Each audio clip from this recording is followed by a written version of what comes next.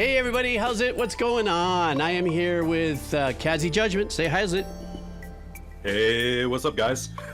So Kazzy's been waiting patiently for his redeem session, as well as Turnip. Turnip, I don't know if Turnip showed up here quite yet, but I do believe he's East Coast or UK time. So after this, that's what I have left. It's going to be Turnip next week. But today, we are focusing on Kazzy's redeem session. So we've got it all rigged up and ready to go. I hope everybody here has had a great week. We are at the Happy Aloha Friday stream, and we're cashing in on Kazzy's redeem. Now, for those of you, really quick, I do know there are a few people that are outstanding on the form as far as, people who've dropped in donos. I promise I will get to it. I thought I was going to get to it today, but I had the opportunity to catch Kazzy on his playlist, and I wanted to make sure that I had forward motion on that so I can clear the deck on the playlists. We're on the redeems, get back to normal, and then once I amass a few more redeems, back and hit it. So that's my shtick. So let's get ready, Kaz. Give me a second. I'm going to turn this music off. Yeah, you're good, man. You're good. Re-strategize this, and let's flip it over here. There we go. And this is JudgmentKazzy's playlist. So before we get going, Kaz, yes. Tell us about this playlist. I mean, what does this playlist mean to you? Where is this in your soundtrack of life? Is this a whole big span of things, or is this more of recent listenings? Well, so basically what I'm going to do today is hopefully I'm going to give you a sort of view into my life through various stages of it through these songs. And so some of these songs you're going to see, some videos you're going to see, I'll be straight up with you guys, the video quality might be awful. We're talking early stages YouTube, 240p, 480p, on the on the display and quality, but for a fact that you'll at least see exactly the same thing that I saw when I was a kid, right? So, and I'll give you a little bit of down low on everything as we go through it. Who knows? Maybe we'll have a little bit of fun stuff. I know. Yeah, I see Dr. Hidaka. Yeah, exactly. We're going to get a little bit of shamans stuff. So actually, let's get that started. Let's jump right into it with some Yoshida brothers and their song Kodo. Okay, let's do this. Yes, Amon, you're right. He does have the perfect teacher's voice, doesn't he? Oh, yeah. I command the classroom. What do I say? I bet. You've got that low rumble there. You've got that 22-inch speaker boom going on there. All right. So our first track from JudgmentKazzy's playlist redeem session here is going to be the Yoshida. There I go. Right? Let me just start with Yoshida Brothers. There you go. He just introduced it. I'm pressing go. Let's go. All right.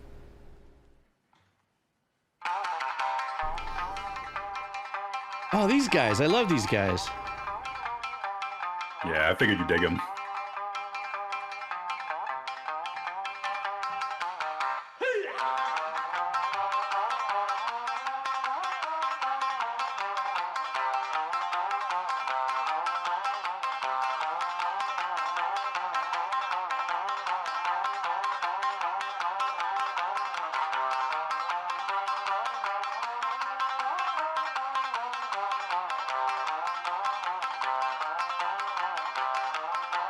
That is so gnarly because those are fretless instruments. The precision has to be insanely perfect.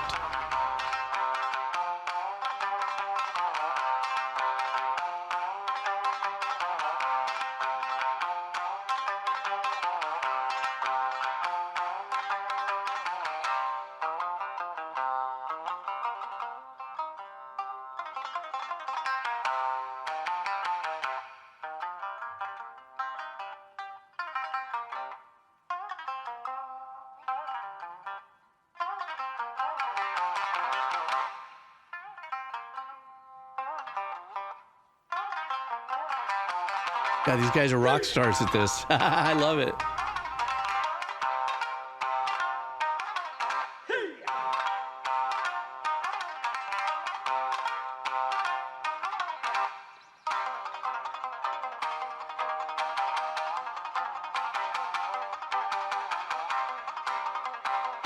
That is really cool.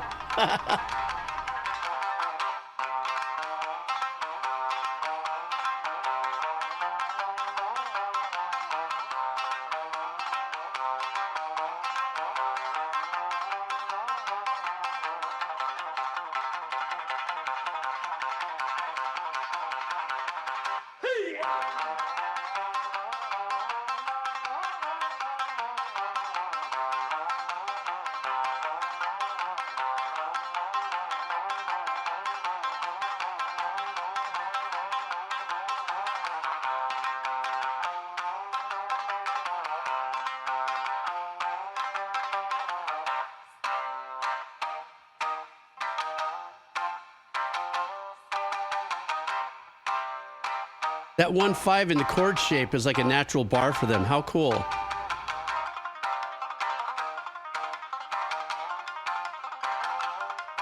You got to have some dexterity for that.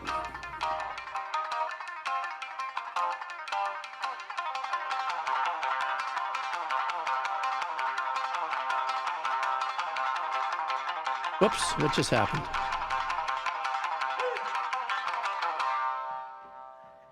That is so badass. You know what I love about we did see them before. Did you bring them to us once before? I absolutely did. So okay, yeah. These guys, it's funny that you mentioned rock stars. Okay, so within the shamisen world, right, there are people who are, quote, more famous or more masterful. But when we're talking about a global knowledge and like a brand name, the Yoshida brothers are shamisen.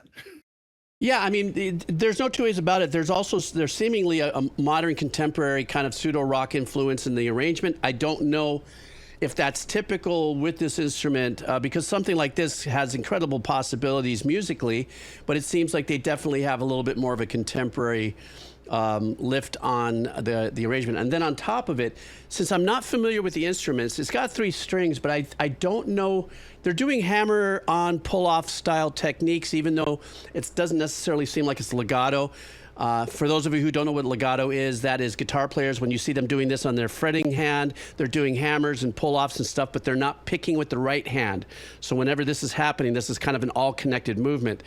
But what's unique about that is I just don't know if there's that one string that is that note right there, if that is the open string on the highest that they're going back and forth from, or if they're what I call pedal popping, which is, you know, you have an open string and you're always on, like, let's say an E, but you're going, you know, in the frets and the keys and stuff. Nonetheless, 2 more things before we move on. Number 1, these are fretless instruments. You got to be so spot on with your position of your hand, because just a centimeter off and you're going to be flat or sharp. That's number 1. And number 2, the dexterity. I noticed that they didn't use their pinky finger a lot in their fretting hand. It was maybe because of the way I was looking at it, but it looks like they definitely work, you know, with these 3 fingers, and maybe the pinky's not used as much. So I was noticing that they were really spreading out their dexterity quite a bit to get, you know, the notes they wanted. But just masterful. And I do remember this from the time you brought it before, and thank you for bringing it in. But is there something else that? Well, I was gonna say, so there's a couple of stuff there that you nailed there. So one, super sharp, is so the bocce, that pick that they have. You see how it's like really flat and spread out with everything? Yeah. So that it's literally, if they misplace their stroke, it will slice straight through that raised skin that they have over top of that instrument. It's very fragile. So they're doing very quick note work there, but also having to slap that percussively down flat against it on the downstroke before coming back up to create that percussive note to it. So you're getting that combination of hitting it on the downstroke, hitting it back up on the upstroke, getting that percussive slap, and getting the hammer-ons all at the same spot on an instrument that has no markings for where the notes are and has no frets at all. It's so easy to slide off it. I tried playing one of those years ago. I can't even imagine. It's absurd. And actually, speaking of how absurd this is, I do want the chat kind of thinking a little bit. I'm hoping nobody got super sneaky and noticed, but this particular song actually has a place in pop culture, and I'm curious if any of you guys may remember a specific commercial that used a version of this track.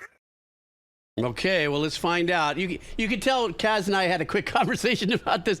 He's got a very uniquely, everybody brings their unique way of putting their playlists together. And so let's check out to see if you guys recognize this. Here we go.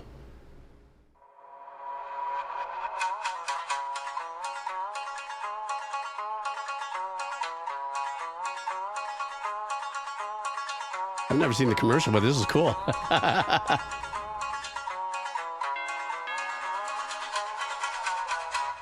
We would like to play.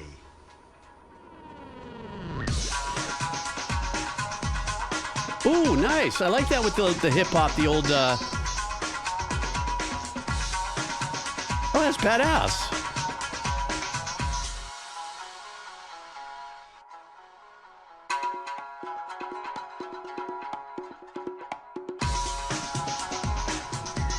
Oh my God, I remember the Wii Sports. I used to love doing that with my daughters.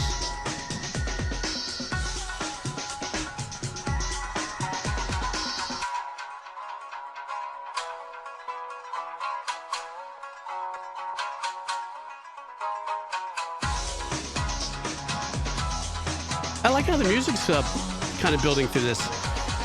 Yes, Square Meal. I got my Wii because of you. This is a long-ass commercial. Where did this play? We would like to play.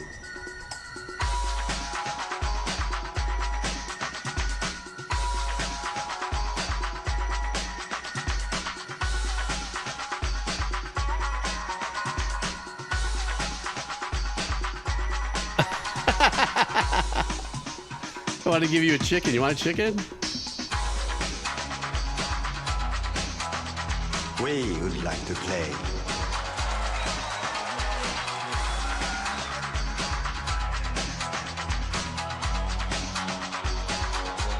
What a kick-ass commercial.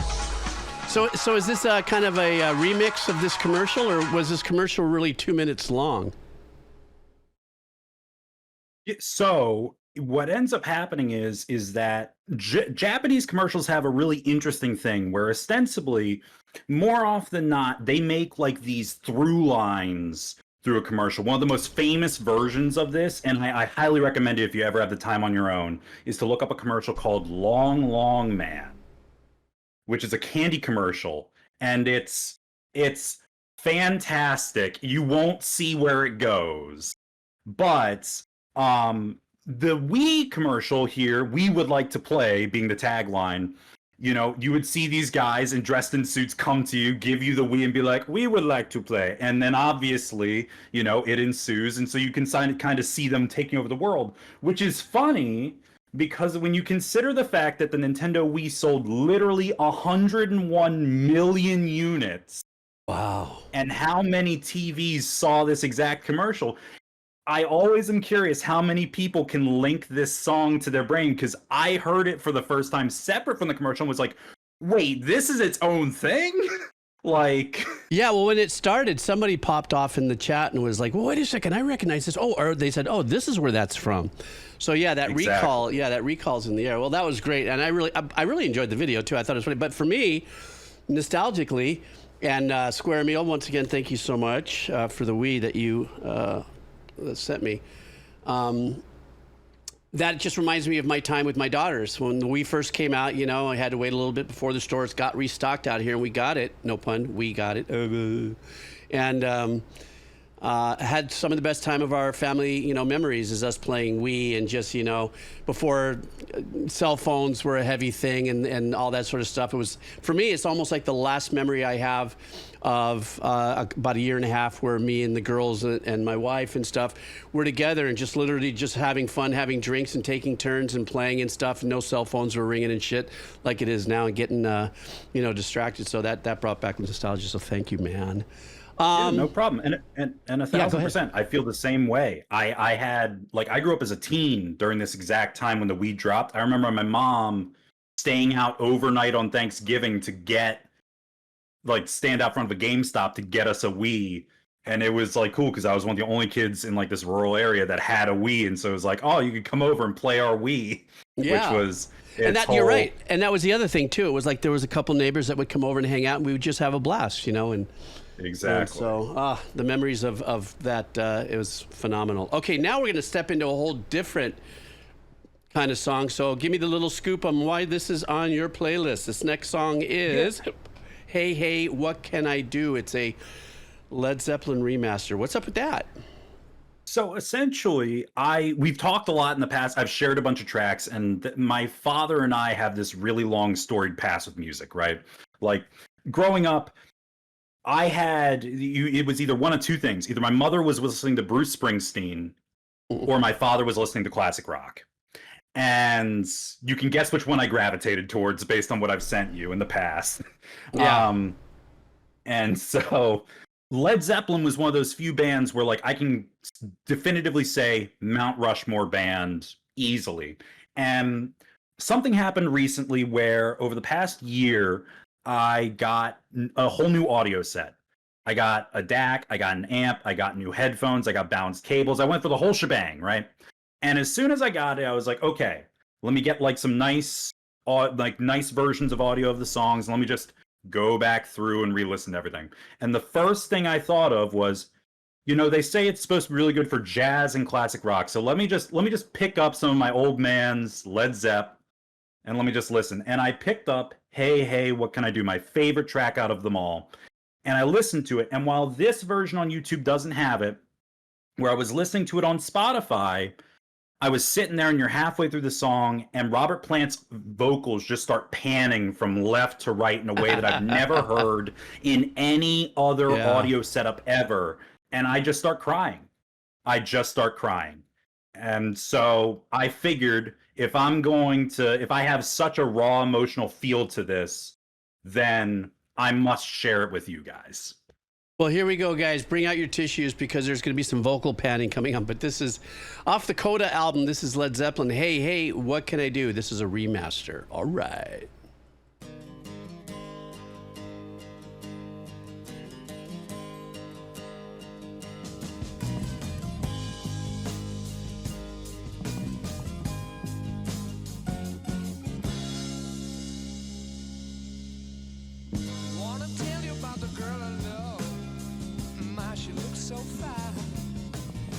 She's the only one that I've been dreaming of. Maybe someday she will be all mine. I wanna tell her that I love her so. I'm through with her every touch. Oh my God, the work that John Paul Jones does on the bass, though.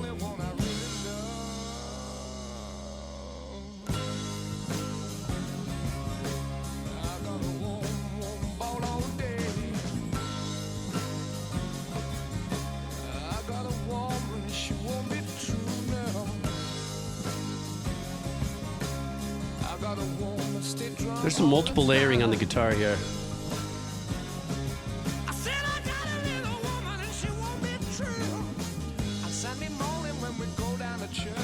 And I'm pretty sure that John Paul Jones is playing the mandolin as an overdub as well.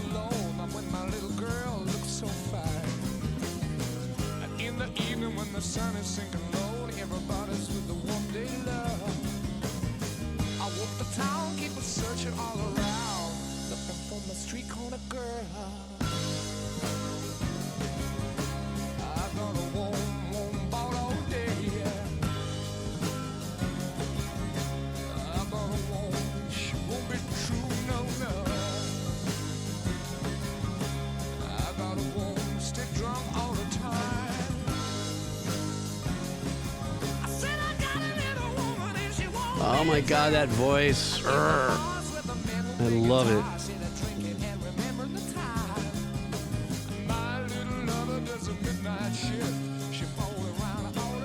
John Paul went do-do-do.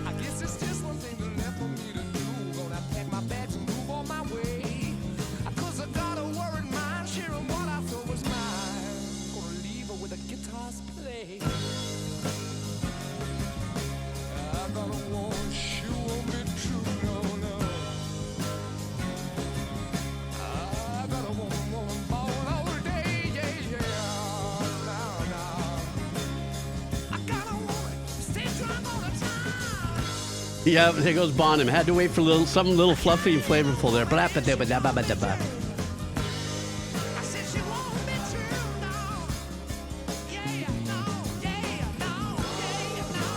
Yeah, no, yeah, no.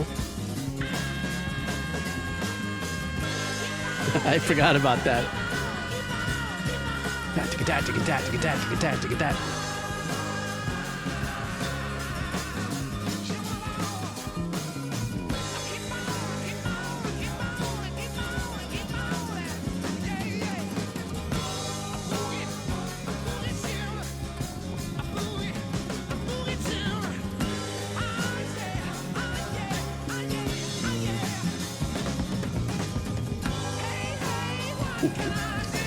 Always loved his fills, man.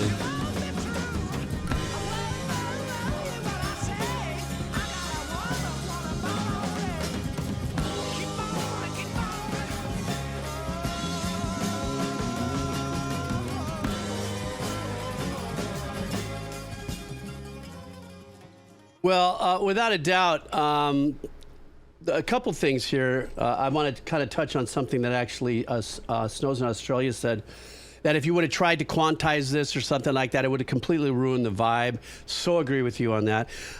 Definite layering of guitars. They're starting to play now a little more with multi-tracks. And so now you're starting to hear a little thickening by the time you get around to the second verse, just kind of repeating the patterns and stuff like that. Just to thicken up the sound. I'm almost pretty sure it's going to be John Paul Jones is playing the overdub of the mandolin, because that was his thing that he kind of brought into the house, especially, during the Physical Graffiti album with, of course, well, wait a minute, California Song, was that Physical Graffiti? Oops, I'm forgetting now. No, it wasn't. But he was known to bring that in, as another part of his stack of instrumentation that he contributed to the band.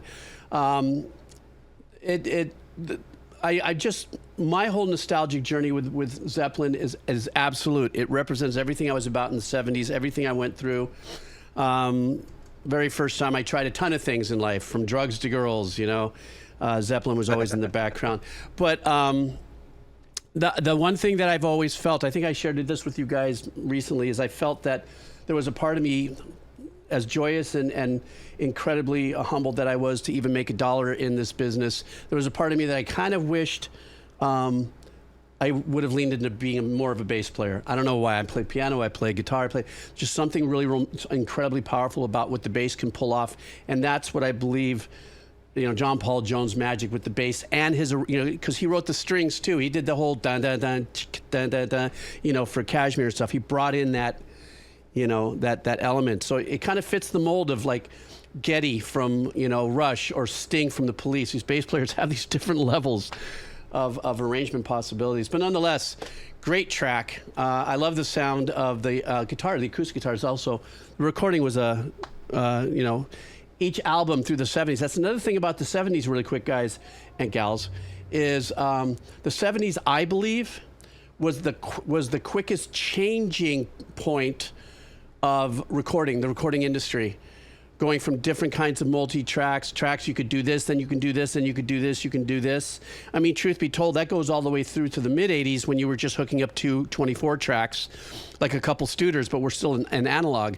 But I believe that, the 70s was an integral part in the engineering world, and a lot of changes and risks that engineers took. So this was a great sounding track. Thanks, bro. Yeah, no problem, man. I mean, look, you mentioned that about bass. It's one of those things where I always remember this quote from, I think it's Tim Comerford, the bassist for Rage Against the Machine. He always said that he always thought of his bass as like a weapon of mass distortion, because you could just feel the bass rip through your body. It's the only instrument, and I can attest it's the only instrument that when you play it, you feel it move through you. Right? Yeah, that's the responsibility of the bottom end. If you really think about it, if you want to A/B that, right now with all the kids that drive around with their super subwoofers in their cars rattling the shit out of their internal windows, the truth be told, that is part of that same response, that lower bottom end vibrating thing. In that case, though, the hip hop thing's a little different, because if it's faster than like 90 beats per minute, then the whole car is nothing but one big rattle ton of shit balls. But if it's that slower kind of thing and they're running it through their 22s and nice and ballsy, there's just some kind of resonance in that. That's so true. So, yes. Literally me doing both, running my way home from teaching every day. Right. All right. So next up, what do we got? So next track is, we're going to still stay in the 70s. I'm glad you brought up the 70s because changing, but in a very different vibe. So to me, when I think of earballs related to earballs, Yeah. when I think of Jesus. a artist that really sort of embodies that shift towards what I think the Beatles wanted to get another layer on, is the band Crosby, Stills, and Nash.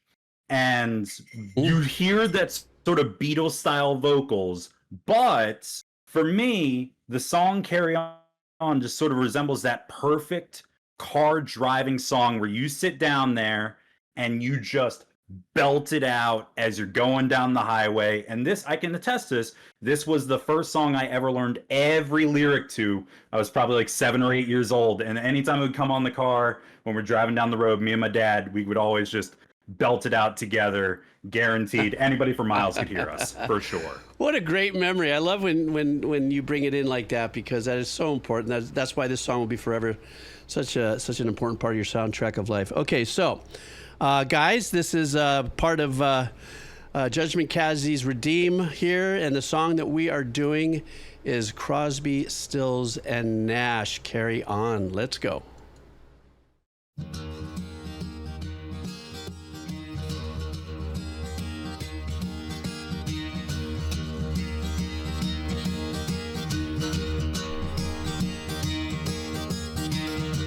One morning I woke up and I knew it all. A new day, a new way, and new eyes to see it all. God, their harmonies. Go your way, I'll go mine. Carry on.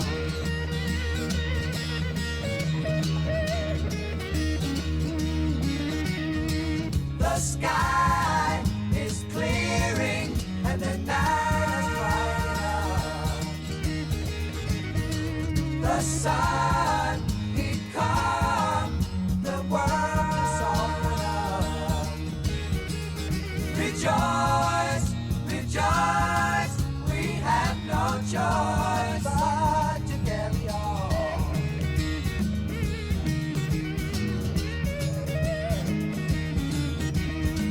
The fortunes of fables are able to now witness the quickness with which we to sing the blues. You got to live the dues. Carry on. Yeah, it's funny. The bass is over a little bit to the left, to the right.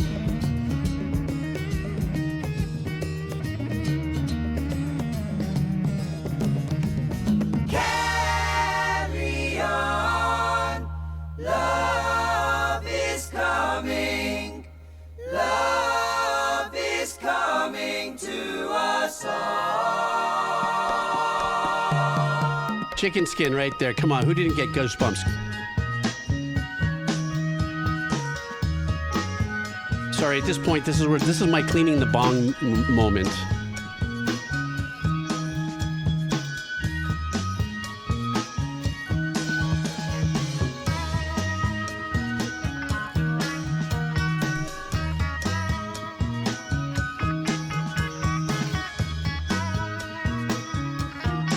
A little bit of a Doors, yeah. I can, there's a little bit of that influence in there.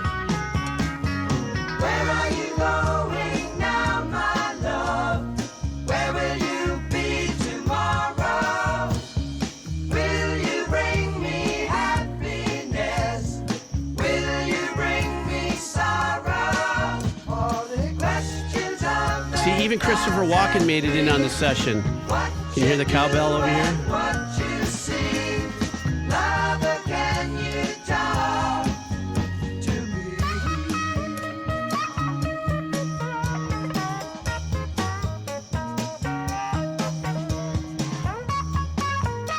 I like how they also have the organ left hand doubling the bass. Girl, when I was on my own, chasing you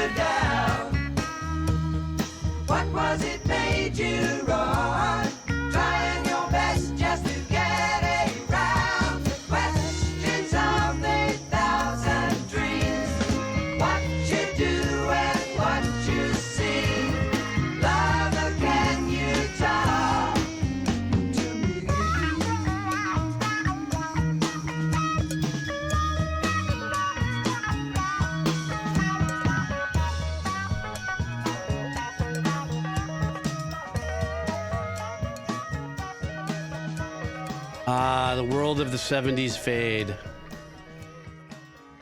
Once again, another absolutely tremendous piece of work from the 70s. I think, the 70s, somebody else had mentioned that we're not going to ever get the opportunity to, I don't know if anybody's ever going to be able to write music like this ever in the future.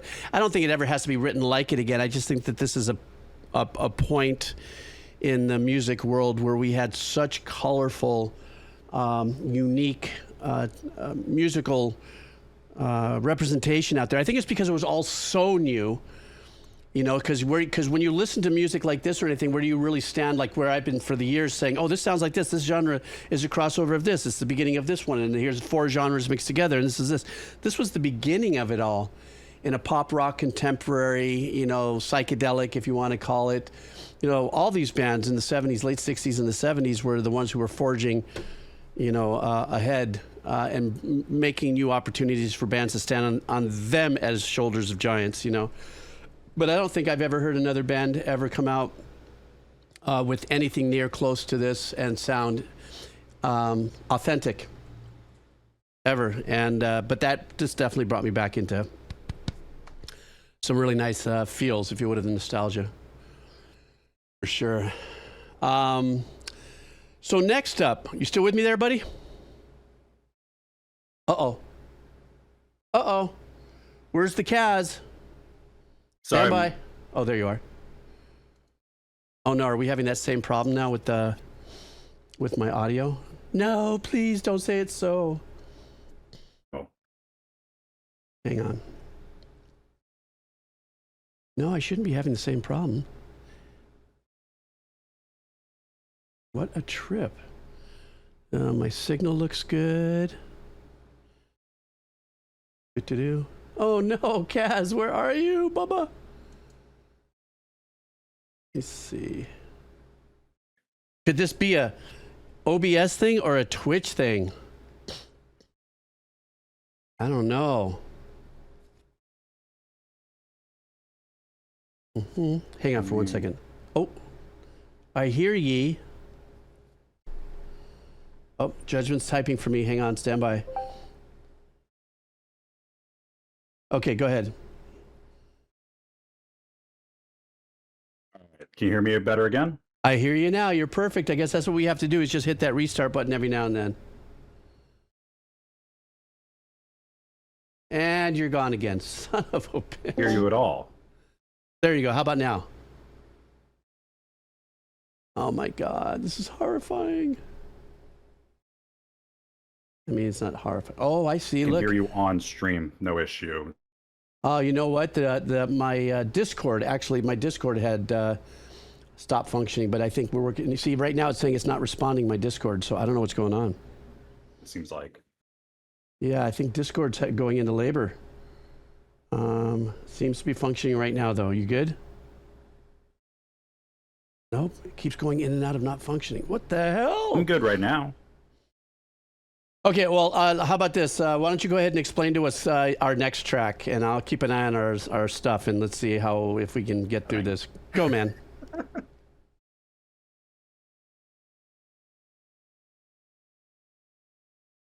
Damn it, I'm not hearing you. So Okay, next track, right? Oh, there you go. There you so go. we've got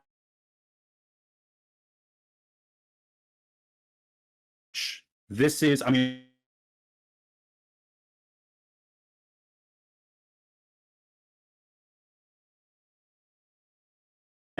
you have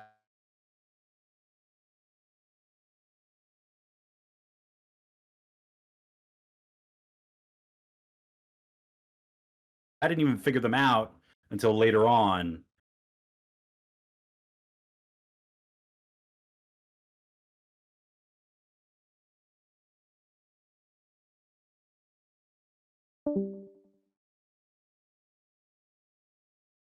Hey, I just got kicked. Stand by. Stand by. I'm going to call you right back. Okay, Kaz, stand by.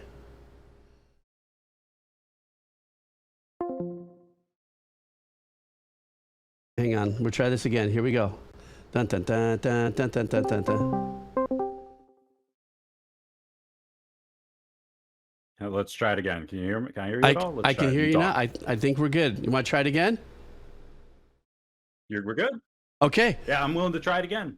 Okay, it's 1AM's fault. Cool. Okay, All right. let's go. Go ahead. Let's go see what tell us about tell us about All right. So, all right. Band is Clutch. Okay. all right? And so essentially, I have a weird story with Clutch. So I've talked to you, Jeeves, about this. I'm from Maryland, and so a couple of things really come across to me, which was I learned about this band through their album From Beale Street to Oblivion. And then what ended up happening was I eventually found out, hey, these guys are literally from across the pond on the other side of the bay. Hey, no way. Let me go see them and start listening to them. And so they eventually come out with this album, I think back in 2018 or 2019, called The Book of Bad Decisions. I know, like the book of my life, right? Maybe yours too. Who knows? And one of the total songs that they had from this was a song called Hot Bottom Feeder. And Hot Bottom Feeder essentially is Clutch telling you how to make a crab cake the right way, the Maryland way. So, how about we learn a little bit together? All right. Well, let's do this. Okay, so next up is Clutch, Hot Bottom Feeder. That should have been my stripper name. I don't know. I'm just saying. All right, here we go.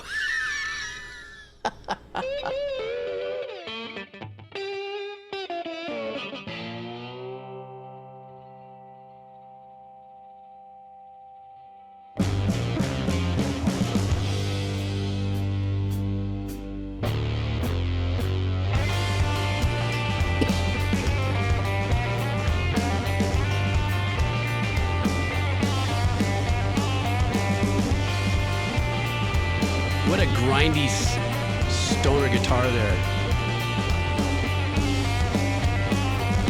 Never mind that stuff they sell from Vietnam. Get it from the Chesapeake, but never from the can. Follow my directions, it's an easy recipe. Strictly by the pound. I love the ghost notes on the drums on this.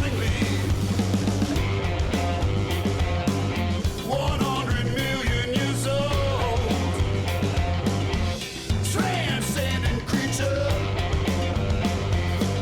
No bones about it. Hot bottom feeder.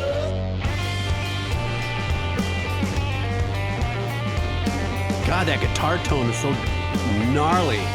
The rhythm guitar.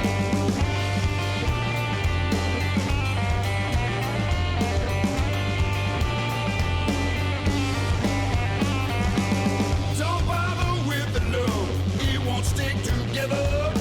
I prefer bad thin and there's nothing wrong with special. Powdered mustard, parsley, a dab of mayonnaise. Just enough breadcrumbs and one raw egg. 100 million years old.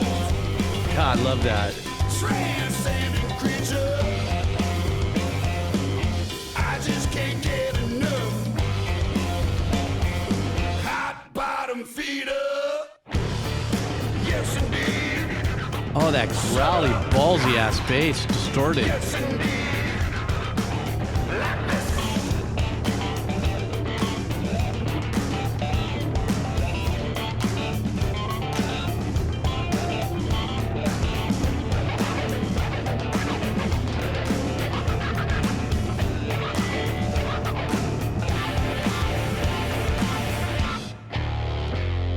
Grab a biscuit cutter and pack it till it's filled.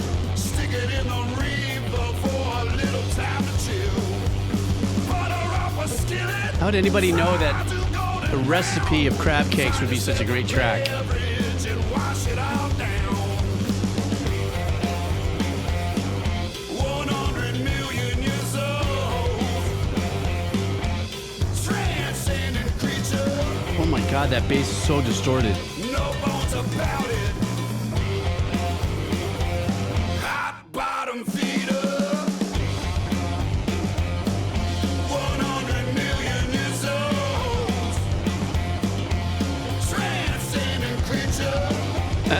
transcending creature. I just can't get enough. Hot bottom feeder. What a great track. Those guitar tones were probably some of the most gnarliest sounding guitars, and that bass, that over distortion was just gnarly. But actually, the guy's voice is phenomenal. But I was really intrigued at the fact that he was giving us a recipe on the crab cakes, on making the crab cakes. I mean, we might call it patty crab cake from now on. But I fully dug the track, and I like it actually. Right? Am I right? So it also actually had a little bit of there was a part of it that had a little bit of a southern rock flair to it in my head, and I like how they also implemented a little bit of a phase shifter in the guitar tone just to give us a little depth. I don't know how long ago they released this, but that was a super fun track. Are you there? Are you there? Check. Yeah, it's one of those things. Again, you hit on a lot of the stuff, right? Like, there's Neil Fallon just has a killer vocal. Like, he's just. I kid you not, before I learned about them and just listening, when I was listening on From Beale Street to Oblivion, there was a song where I was like, I'd never seen the man before. I was like, he almost comes across so southern that you think he could be like like an African-American blues player almost a little bit. Yeah. But then you see him and you're like, oh yeah, he's just a good old boy, right? Yeah. But you're right about the distortion. Oh my God, the distortion just goes for days. But I can attest, if you listen to the recipe, this is a solid recipe for a crab cake. I can preach to it. And you can believe me, because I did my whole thesis on blue crabs, Calanectes sapidus. I got the whole 9 yards on it. I know. Better than anybody. Actually, what I stopped on here, what I stopped on right here on the thumbnail seems to be the whole, like, that was the lyrics right there. It's the actual recipe. Yep. Exactly, 100%. So, and speaking of, since you enjoyed it so much, a band so nice, why don't we hear it twice?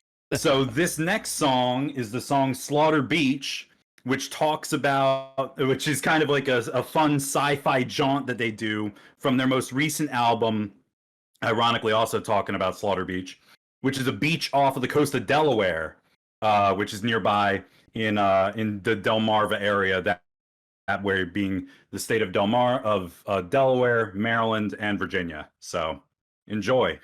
Slaughter Beach, what the hell? Where did they get that name from?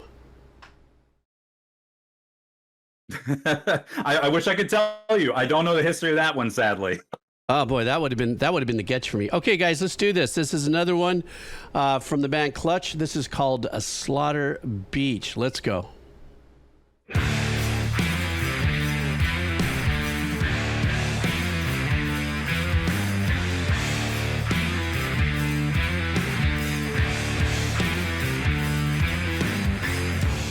I'm not swinging any consequences. I do what I have to do just to get on by. There's no sex appeal and guilt nor anger. Ain't it enough to provide economic casualties? My blue-blooded creeps, hand in hand we walk together along Slaughter Beach, maritime tragedies. What a great riff. Blue-blooded freaks, hand in hand we walk together along Slaughter Beach. I'm not betting on wild horses like they do in acetate or Pimlico. I demand to shut my clam the old-fashioned way under a strawberry moon, bare-handed, wearing no clothes. Economic casualties, my blue-blooded creeps.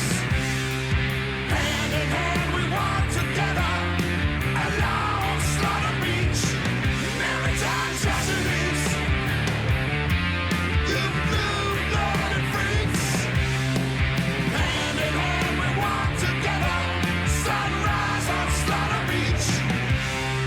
The hook is powerful.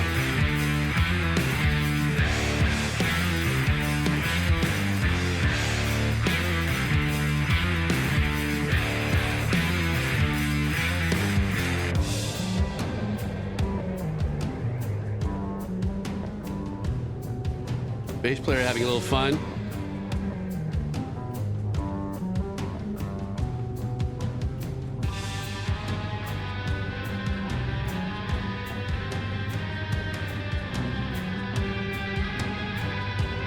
Nice Surfer 60s Fender vibe there. Economic casualties, my blue-blooded creeps. Hand in hand we walk together. Sunrise on Slaughter Beach. Maritime tragedies. You blue-blood freaks. Hand in hand we walk together. Sunrise on Slaughter Beach. Sunrise on Slaughter Beach. Sunrise on Slaughter Beach. Sunrise on Slaughter Beach. Sunrise on Slaughter Beach.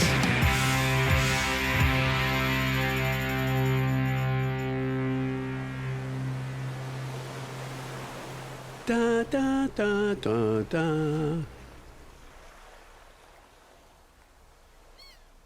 There it is, Sunrise on Slaughter Beach, you son of a beach.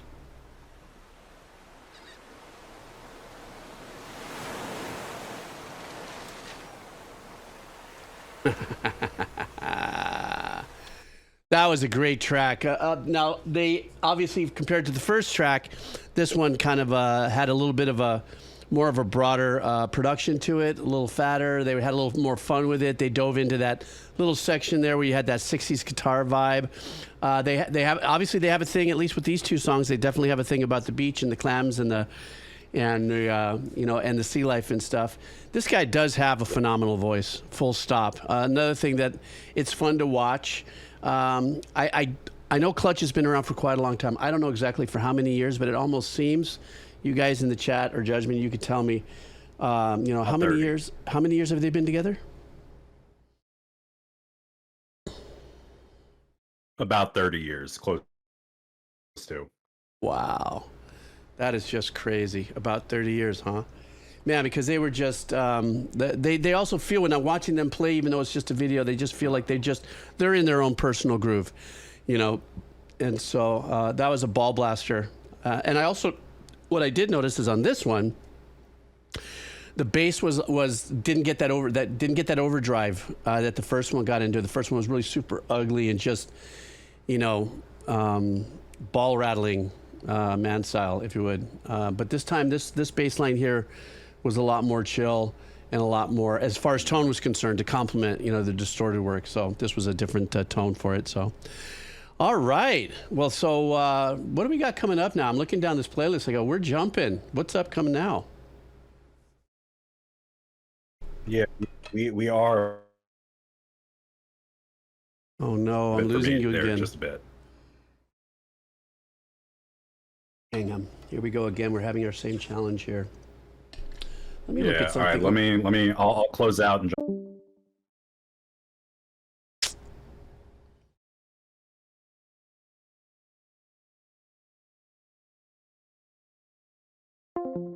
Oops. Now my whole thing just hung up. All right. Did that fix it?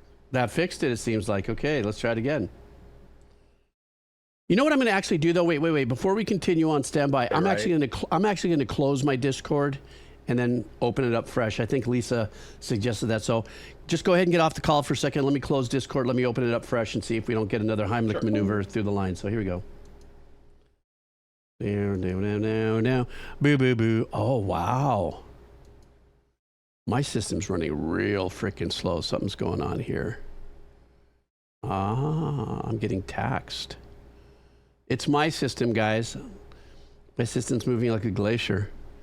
Stand by. No, I don't think it's you. me see what happens here.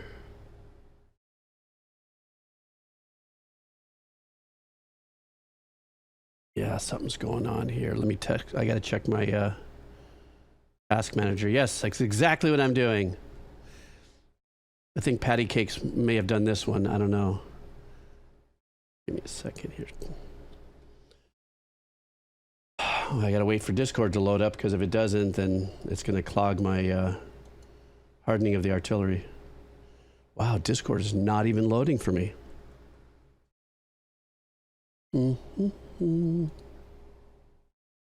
Close this. Let me close this. Let me close everything. I'm closing everything. Let me close this. I'm going to close this. Give me 1 second, guys. I'm moving through it. Just give me a second. Feel like I'm on the opposite end of a help desk here.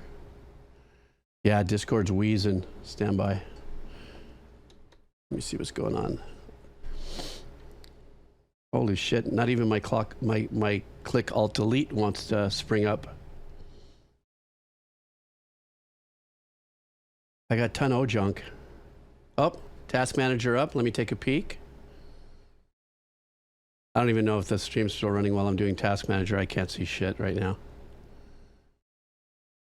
No, I can't do a full reboot, Patty. It'll take 10, 15 minutes. I'll be douched. Wow. Okay, what do I have running like crazy? OBS is kicking my ass. It's running at about 35% of my GPU. That's not too bad. What else should be happening? I can always close Photoshop. I could care less about losing anything there. I can close Pornhub. I mean, Cornflub. No, I'm kidding. I'm kidding. I'm fully kidding. Just, no, that's not it. I can't close Chrome because I have, let me see, Task Manager. Yeah, OBS is kicking butt, man. It's running really hot right now. I don't know why. Let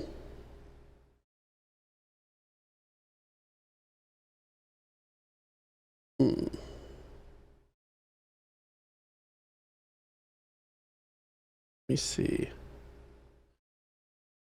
No, my OnlyFans isn't training a lot, so that's not it. Okay. No, it's this other website I went to called Searing Butt Dart. It might have some malware on there. No, I'm kidding. Just give me a second, guys. Hang on. What if it's my stream? Okay, hang on for a second. Coming back in for Discord. Let me see if maybe I let the system breathe just long enough to let go of something running in the background. All right, let me open this again. Close this. Yeah, it seems to be moving a little faster now. Something happened. Okay, let's try this again. Senior Kazzy Mazzy. Give me a second. I'm moving this over. And I'm calling you again, buddy. Let's see if we can pull this off. Here we go. Here we go. Hello. Hey, all right. Hear me good? I hear you good. You hear me good? I hear you good. All right. Okay. Hey, yeah, this is what I signed up for, man. It's not a Jeep stream without like a little bit of back and forth and some tech error issues, right? Same as it ever was. Same as it ever was. Okay, we're back in. Okay, good. So don't we should donate pills to Jeeves. Everyone's kicking my ass now. Here we go. Of course. Save the old man at all costs. Here comes all the old man emotes and stuff. Yeah, well, I would add in the Rick Beato, but I don't want to fuel the issues. Go. You might as well go, brah. You know, I'm on the other end of my rainbow. Hit it. Okay, so this next one is tell me a little bit about this next track we have coming up. So we've done a lot of tracks now where it's like things that are, you know, a bit of Maryland, a bit of me driving. And speaking of that, so I'm lucky, and I realize there's a bit of privilege here, and so I'm a brag, sorry, but I have family who 30 years ago were nice enough to have bought beachfront property near Ocean City in a town called Bethany. And so anytime I want, I can go down to the beach and just have a full beach weekend if I feel like. Done that a lot these past couple months. And when I was in college, especially, I sort of had this renaissance with the band Soundgarden. And so when I would take my buddies and we'd go down to my beach house and we'd go, and as we drive down there, one of the songs I would always have on my playlist was a song Burden in My Hand by Soundgarden. And so while the song has a bit of like almost a bit of a negative connotation with the lyrics, the vibe of the instruments and the fact that I always heard it going to the beach has always cemented this for me as a beach song. And so put that in your brain when you're listening to this one. All right, guys, he's talking about Soundgarden's Burden in My Hand. You guys ready? Let's go.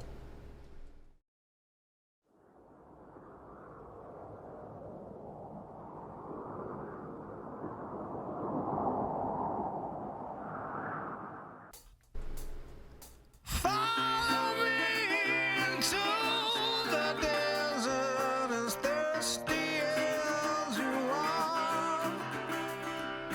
Crack a smile and cut your mouth and drown in alcohol.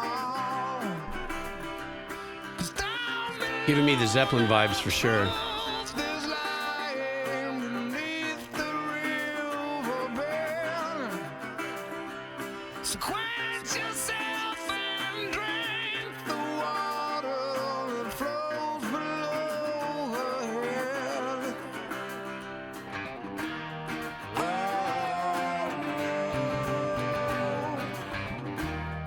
there she goes, out in the sunshine.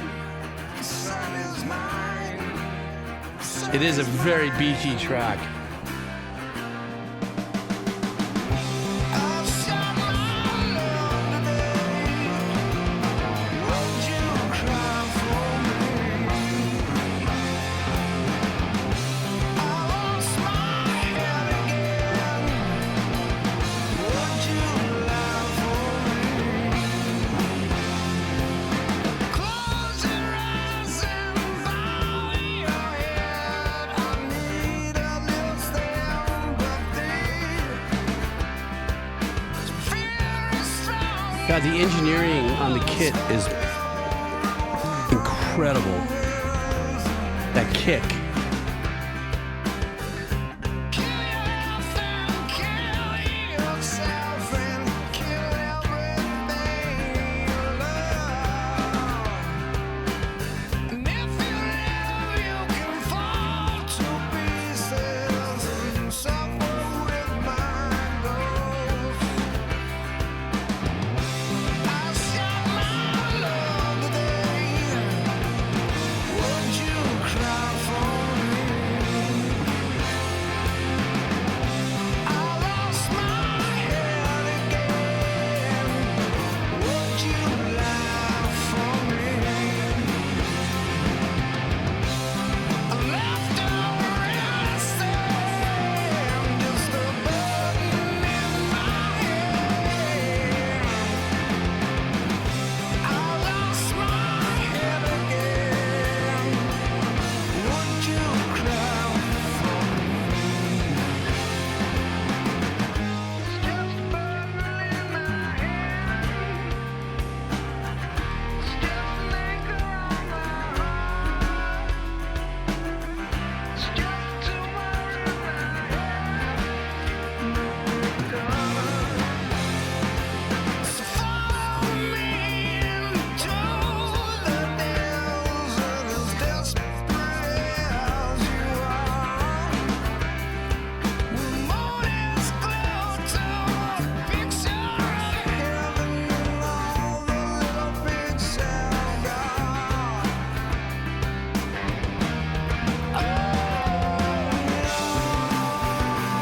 I love that. What a unique chord change right there. Out in the sunshine, the sun is mine. The sun is mine. I shot my love today. Would you cry for me? I lost my head again.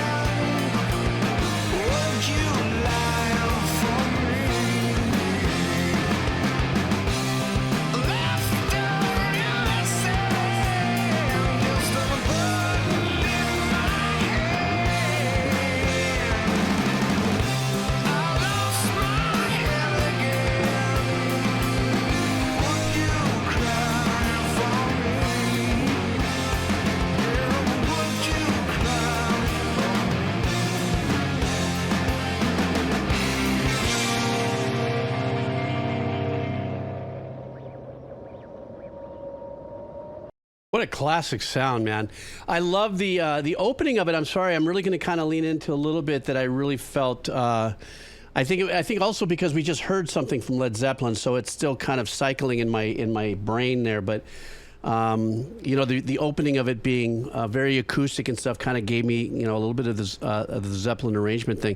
Of course, his voice is so. I was thinking, you know, this guy could sing to 3 tuned differently Coke bottles with somebody tapping on it, and it would be just amazeballs because of his voice.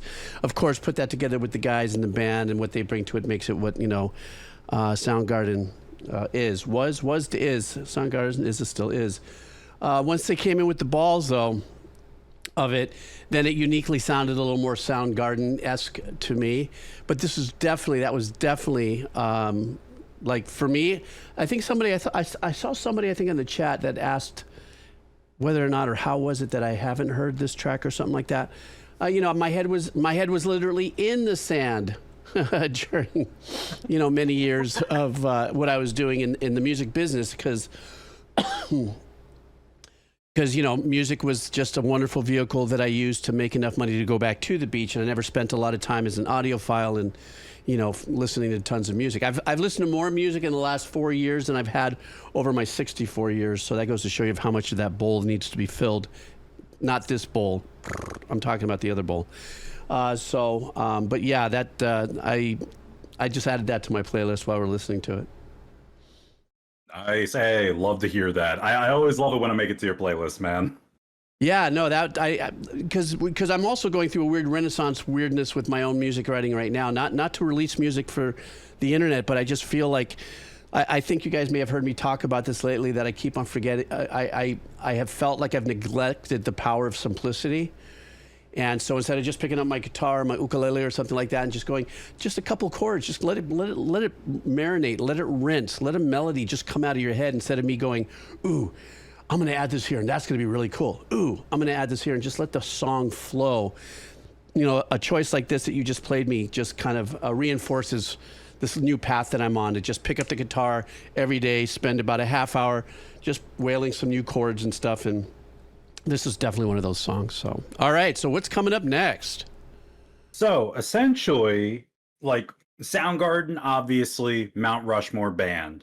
When I think about, while they're not necessarily a Mount Rushmore band because eventually they sort of fell off of my radar, when I think about a band that's sort of quintessential, when I think of, I mean, I know you, Jeebs, you probably have one as well, right? Like, what would be your first band that, when you think that this is like, this is not my dad's band, not my brother's band, this is my band, what would that be for you? Oh, shit. I'd have to say, actually, Deep Purple, believe it or not. Really? Okay. Yeah, that would be, it's very odd. It's very unique. I mean, when you ask the question, that's the first thing that came to my head, is what was that one thing that uniquely felt like, ooh, this is, you know, just like how you said it. Deep Purple would have been, is my choice, is my answer. For me, it was Linkin Park.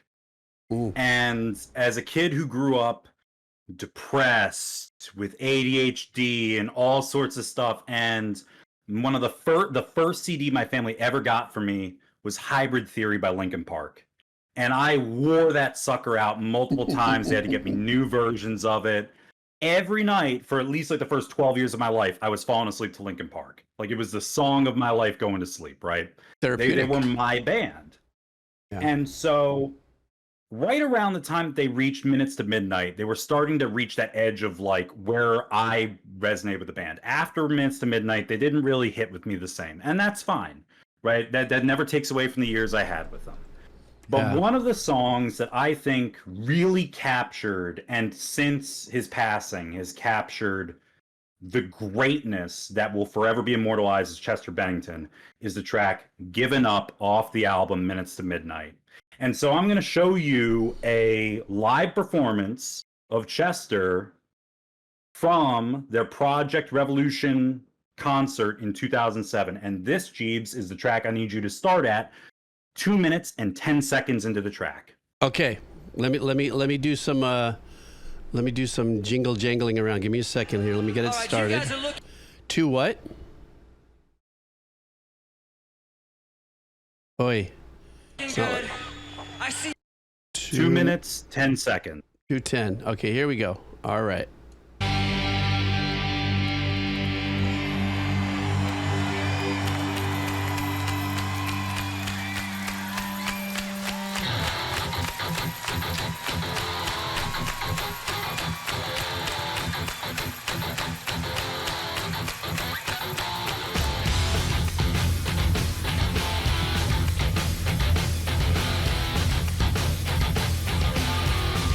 Great sound off the console.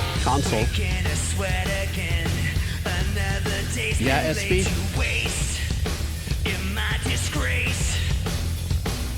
Stuck in my head again. Feels like I'll never leave this place. There's no escape. I'm my own worst enemy. I've given up. I'm sick of feeling. Is there nothing you can say? Take this up. He's getting all that pain out. I'm suffocated. Tell me what the fuck is wrong with me. I don't know what to take. Thought I was focused, but I'm scared. I'm not prepared. Bass players rattling those strings. I hyperventilate, looking for help somehow, somewhere, and no one cares. I'm my own worst enemy. I've given up. I'm sick of feeling. Is there nothing you can say? Take this all away. I'm suffocated. Tell me what the fuck is wrong with me.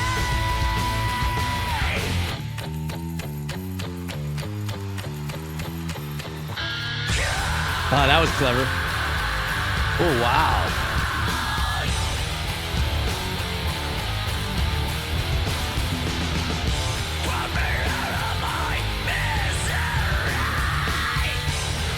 Wow.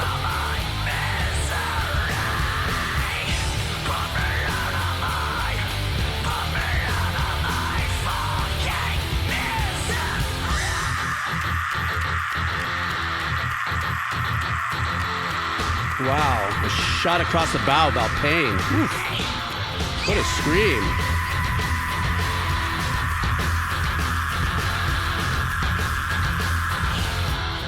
I've given up. Wow. I'm sick of feeling. Is there nothing you can say? Take this all away. I'm suffocated. Tell me what the fuck is wrong with me.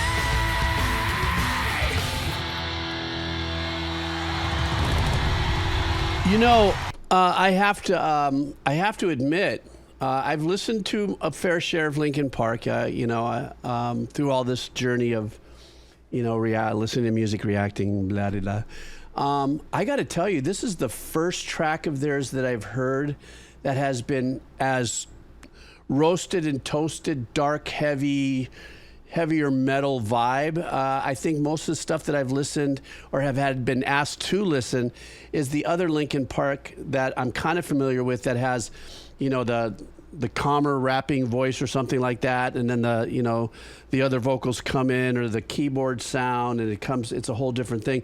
This was the very first one I think I've ever heard that has been just balls to the wall. But then of course the lyrical content and watching him perform it too, you just already you could see where a lot of his fire comes from the inside, and whatever everything he's going through. When you look back in hindsight, considering he's no longer with us, you can see this kind of smoldering glow of heaviness and stuff that he's going through, and especially that performance. The other thing is hitting those high notes and holding them out there. That was Tool worthy. That was Maynard worthy, if you know what I'm talking about in this, as far as holding out that note and selling it. You know what I'm saying? Selling it, not like because you're using a particular technique or anything, but you're feeling it come from the bottom of your, whatever the bottom of your is. So that was ball smashing. And to be honest, it's hitting exactly what you talked about the last track, right? Simplicity. You get that like ba-na-na-na-na, ba-na-na-na-na, ba-na-na-na-na, ba-na-na-na. Like it's just going up and down scales, just enough to give Chester that wiggle room to be like, dude, just let loose. You're the zip line, right? Like you going the full distance is enough to be like, yeah, you've got it. And then for someone like me, like the lyrics and everything, to be transparent, again, I'm in a great place now. We're great. In the past, oh brother, those lyrics hit like a certain spot. And you're right, like this Minutes to Midnight, as far as Linkin Park goes, is that album where they're like, oh, we're going as hard as we possibly can do. We're feeling it out right now. There's been outs on the song, on the band, about whether or not we should break up, stay together. We just come off Meteora, super hyped up. Can we get that same sort of success? And they just let loose. And one of my favorite things, I don't know whether you A-B'd this, did you hear the jingling keys throughout the track? I did a little bit. I couldn't quite, it didn't quite sell itself hard enough for me to really put a lot of energy into listening deeper for it, because I was really enthralled with just his performance, you know, watching his performance and everything. Exactly. But they are known to have keys. I mean, they do have keys inside, you know, in their production and stuff. But I think, as you said, this was that album that, you know, decided to lean on the, you know, the heaviness in more of a band-oriented vibe without having a hybrid synthy. You know, I guess that's the best way to explain some of the tracks I've heard from them in the past. It's still rock. It's still their style of rock and stuff, or whatever the subgenre was. But they always had that hybrid kind of synthy thing that was happening. You know, in this one, this was, like I said, this was just all 100% raw, organic, natural, you know, ballsy metal. 100%. And hey, hybrid, that's a great touch. Yeah, I mean, it was. I mean, as I recall, what was that one super big hit of theirs that really crossed over and just lasted in the charts for quite a long time? I mean, there's a few of them. There's Numb. There's Crawling in My Skin. I mean, Crawling in I My guess it's just Skin. Crawling. That's the one that really sticks out to me. Crawling in My Skin. As far as utilizing the talking, more slam poetry, I don't want to say rapping aspect of it, and then the heat would kick in with the da da da da da da. I don't know, something like that.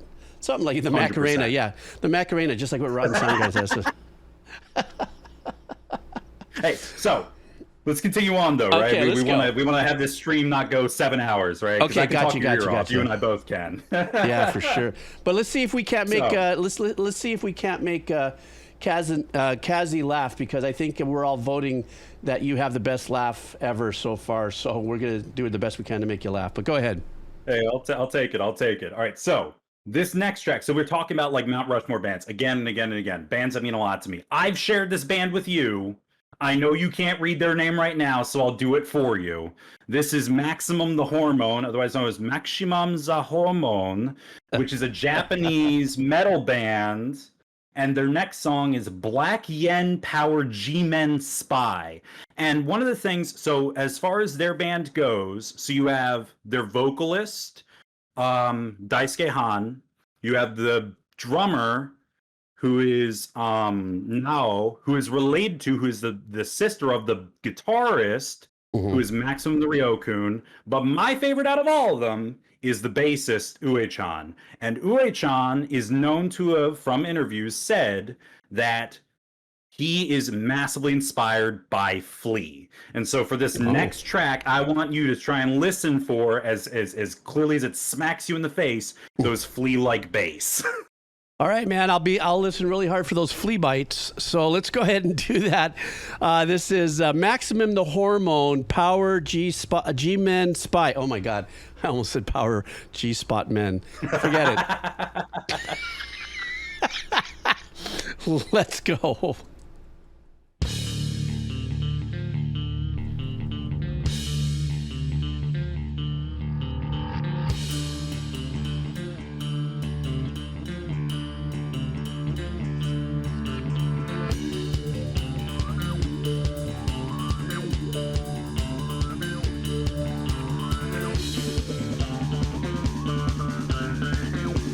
wonder if that's a bass player doing that flangey work. Oh yeah, for sure.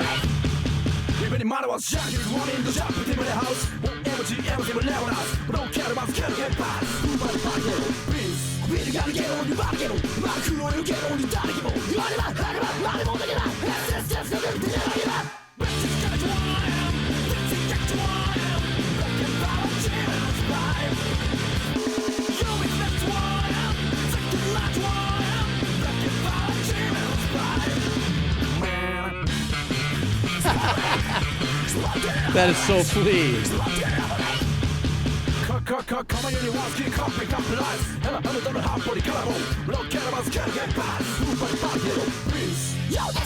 Bass on the right side.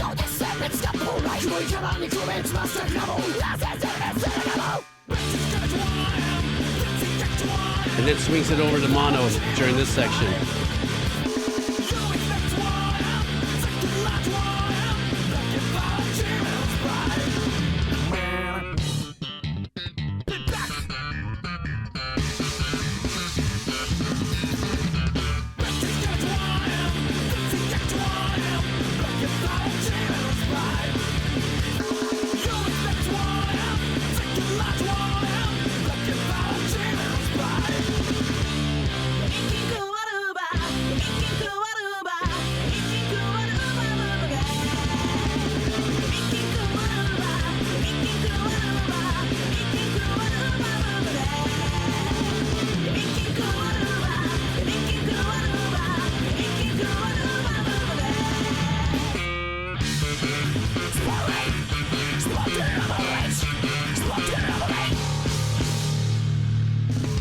Yeah, no two ways about it. Definitely Flea influences, but he definitely had his own little flair to a lot of things that was going in there. I love the production technique on it, that they were just kind of dicking around with the bass a little bit by, you know, in the middle where the hook was, or the more powerful part of the track that got into more of the, stereo imaging of the guitars, more gridded out.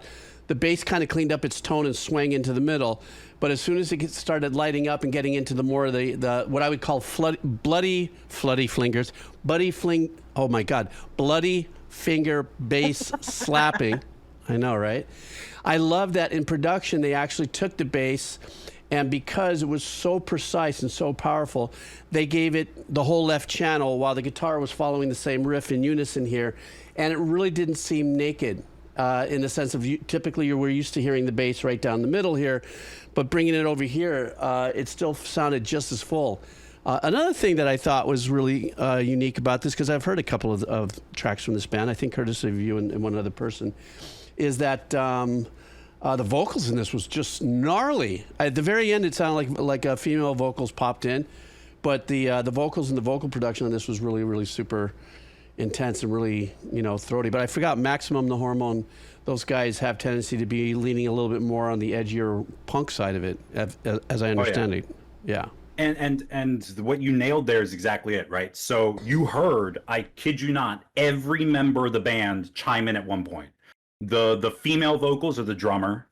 The male vocals you heard most of the time are the guitarist, but then the screams are the front man. And you hear backup lower, sort of feminine male vocals from the bassist, actually.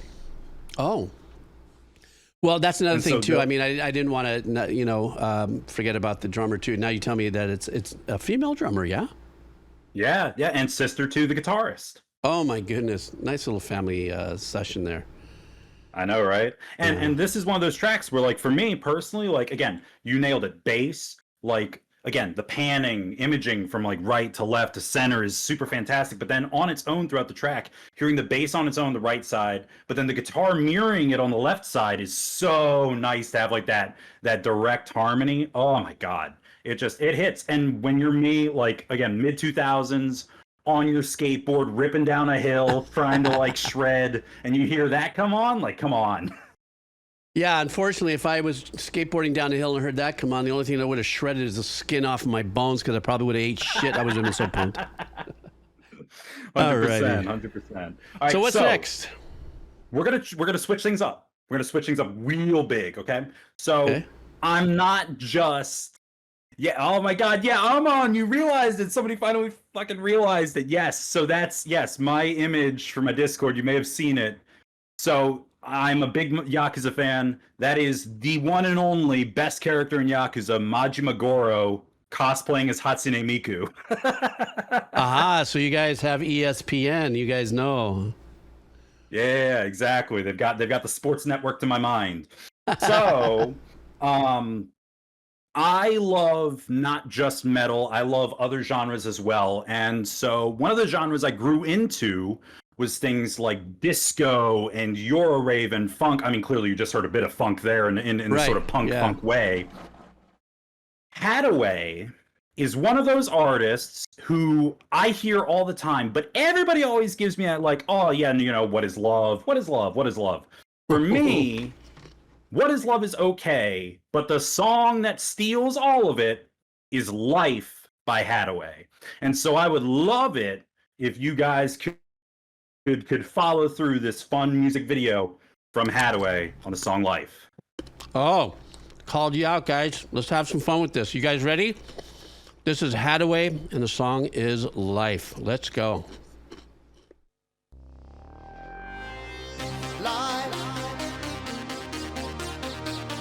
Life will never be here. Life will never be the same.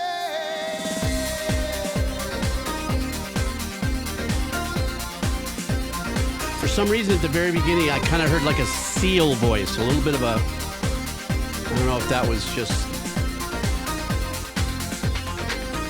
Time is getting cold. What is going on? What is on your mind? Are your feelings gone? Need to see it clear. Where do we go? Why are you doing things? All the things you do. Life will never be the same. Life is changing. Yeah, Soundgarden. What is love, too? I had a little bit of that ringing in my head.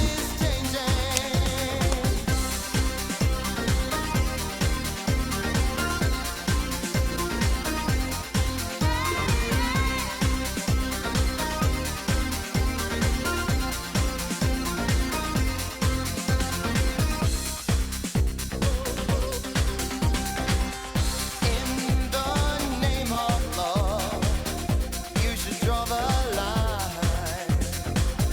Got to feel secure that you're still mine.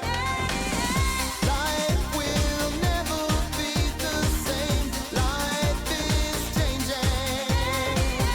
Life will never be the same. Life is changing.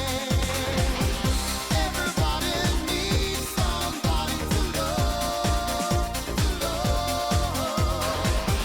Everybody needs somebody to love. I love the melody happening in the back over the hook. There's a secondary line there that's very melodic, complements it.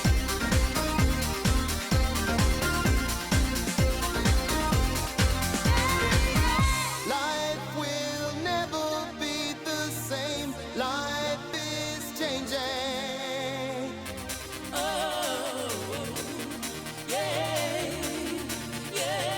Real background vocals without the name of that vocal plugin that fixes everything.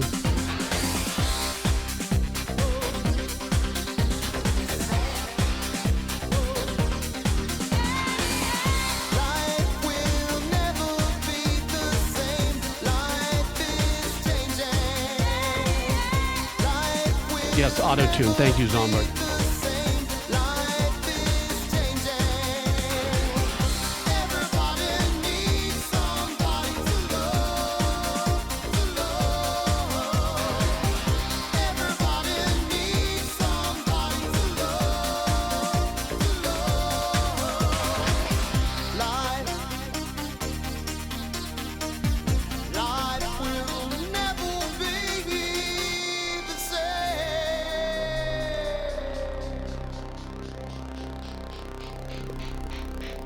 Yeah, this is definitely before auto-tune, I believe. It was just really nice to hear some really well-produced background vocals that auto-tune sometimes tries to mimic when people will use it on purpose just to give it that really nice riffing sound in the vocals and stuff. What About Love? If that was it, or what? Yeah, What About Love? Yeah, What Is Love? Or What Is Love? It had that vibe to it. At the very beginning, though, when it opened up, he did have kind of a little bit of a Seal tone to his performance at first, too.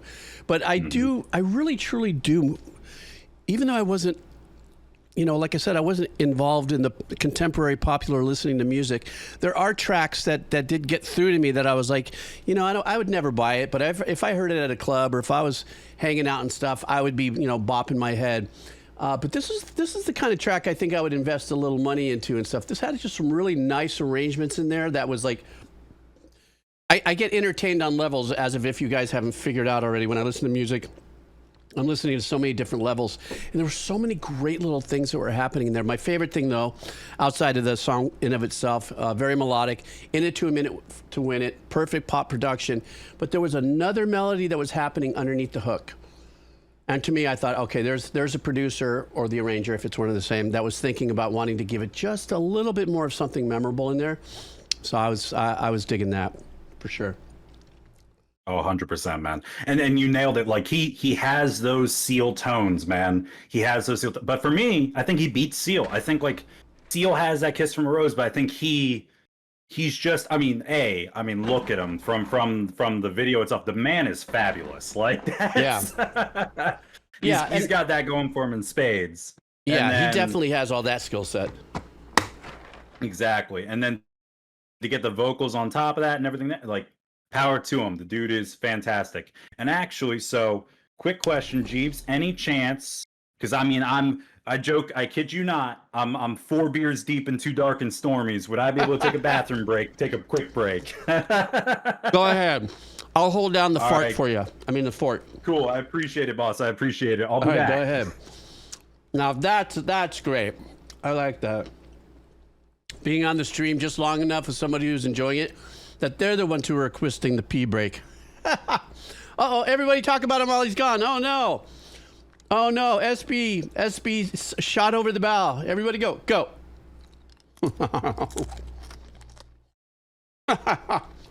I can hold down a fart so I can get gassed up.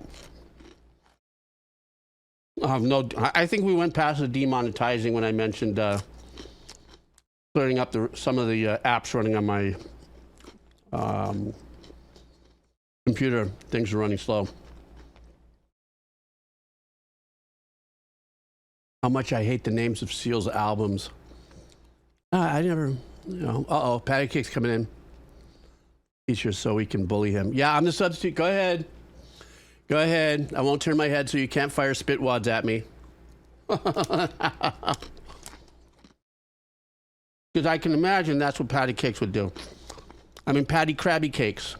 Since we heard that Clutch Crab song, I might have to amend your name, bro.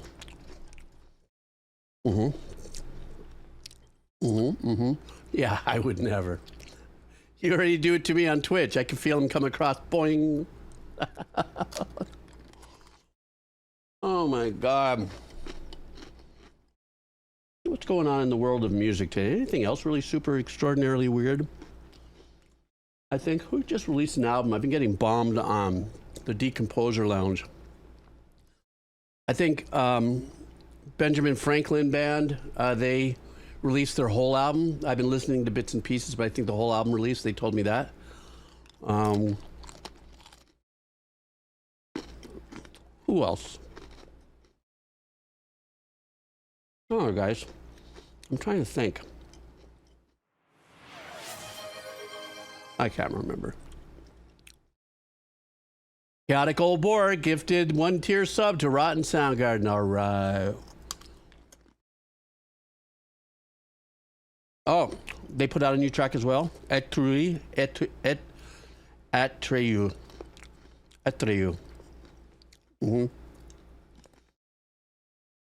Oh. Poor Kazzy. He must have been drinking pints. I'm just saying.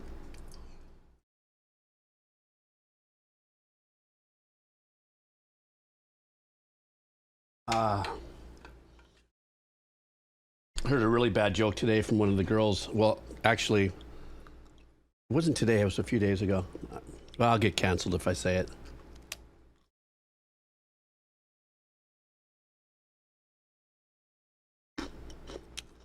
I'm enjoying his pee break.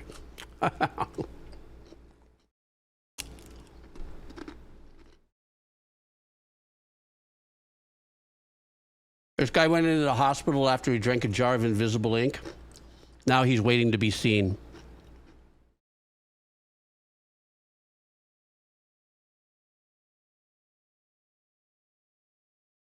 I'm sorry. I'm sorry.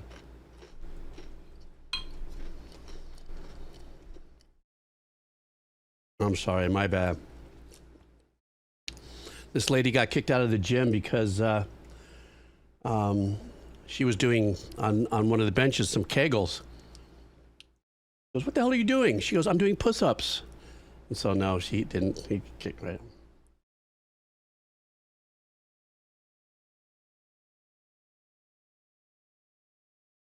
Kazzy, I have returned. Oh, good, because we haven't been doing anything here. We've been just kind of hanging out. Hey, we're on Dark and Stormy number 3, so we'll take it. And we ran out of limes, so we substituted in lemons. And actually, kind of think I might like lemons more. So we'll see. Okay. Well, I've been telling really bad jokes, and as SB's been saying, we've been talking shit about you, but no, we really haven't. I took all. Hey, I deserve it. All right, I talk enough shit for everybody here. No, I definitely. I was entertaining them with bad, really, really bad jokes. You'll have to catch up when you watch this little segment on your own time. Oh, I got to take notes. I eventually plan to be a father someday, and I got to learn from the best. Well, I myself now I've had to kind of recycle old jokes for the grandkids, and kind of keep it kind of clean stuff. But I still have some of the darker stuff, so I'm still down with that. What was my favorite? What was my favorite one? Oh no, that'll get me canceled for sure. No, I can't say that one. Tell me off stream. Off stream. All right, let's continue on now. What do we got coming up next? We're changing it up big time again. Okay. I know, right? Crazy. So, me back in high school, right? I mean, I'm listening to a whole bunch. I've gotten into my swing of things. I've listened to a whole bunch of genres now, and I start to tiptoe into rap. A bit of Wu-Tang, a bit of NWA, but and you're going through the mix, and one artist seems to stand out and is known enough through all of the rest of the people in my school, and that is House of Pain. Now, of course, everybody knows House of Pain from the song Jump Around, big hit. I know, crazy. Fucking Rotten, Soundgarden, Vanilla Ice, get the fuck out of here. But one of the songs that I felt like that sort of sparked into it, which was, for me, House of Pain sort of represented this niche of the genre where you had that disc jockey diss aspect where it's like you went up, somebody played a beat in the background, and you just stood up in front of each other and you just dissed the absolute fuck out of each other until somebody's like, "Man, you got me, man." And so one of the songs that got me to the point where I was like, oh, we would just go up to each other and be like, "Oh, Top of the Morning to Ya" would be the track Top of the Morning to Ya by House of Pain. All right, let's do this. Just as a side note, my favorite track from them was I Could Just Kill a Man. That was great choice. That was super badass. Okay, here we go, guys. Top of the Morning to Ya. This is a remaster of House of Pain. Let's go. It won't come just when you want it.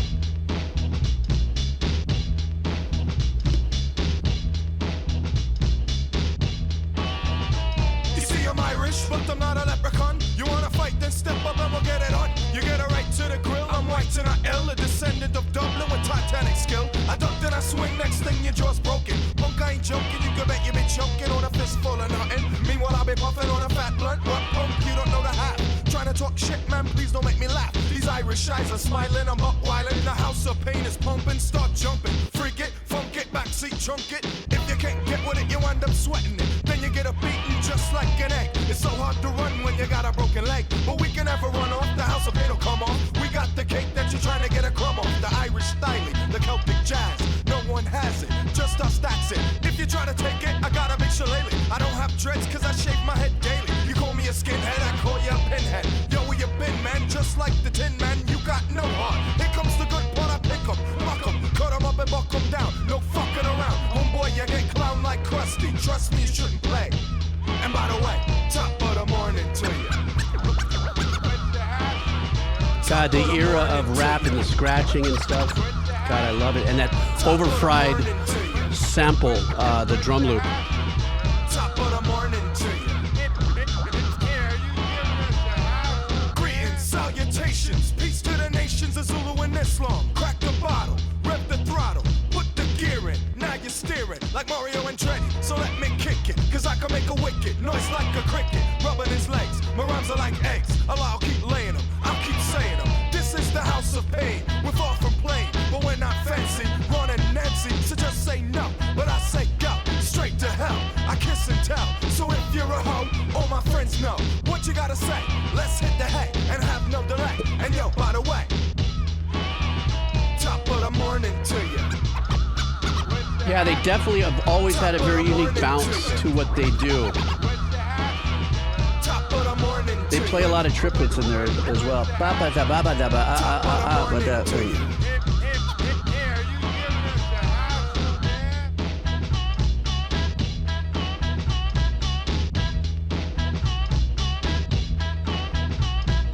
Extra, extra, read all about it. How could you doubt it? Now scream and shout it. The house of pain soon will reign over the hip-hop scene in white, gold, and green. I rip shit and backflip like a Jedi. I roll with the groove and I'm smooth and you can better. Come correct to get respect when I'm flowing. Collecting my dough, I got your girlfriend hoeing. And how do I know that she's sprung? I know she's sprung. I got your girlfriend hoeing. Like a Shetland pony, getting paid like Sony. So never ever try to play me out like a phony. Cause I can get real, thick like a bowl of Marco Mill. And by the way, top of the morning to you.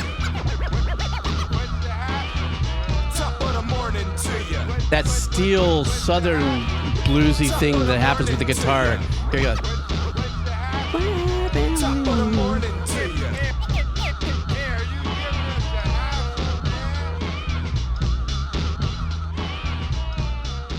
Something else that they, once again, I'm not really steeped in their discography except for the tracks that I have come to know and love.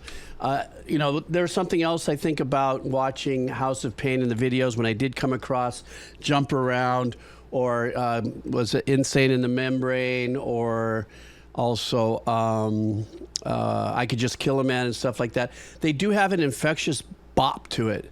It's like if Jump Around was their super powerful pop culture hit, it's like they established that kind of jumpiness to it, that bounciness to it and stuff. And they also found really kind of hooky little things to put behind there. That's, I think also that was very important with the whole movement in that era, was they found these little samples that would just kind of flick out and they would repeat in the background, but become very hooky. But I also think they're definitely without a doubt. I know there's a couple of rappers in there, but I think the main guy has just a really unique cadence and tone in his words. Whether that's because of the area he lives in, if that's the more streetwise sounding talk of syllables and stuff, or maybe there was a little bit of a Bostonian kind of thing going on in there. But I've always been a huge fan of them, even though that a lot of their, the lyrics that they sang was, could be pretty violent and stuff like that. I was like, no, damn straight.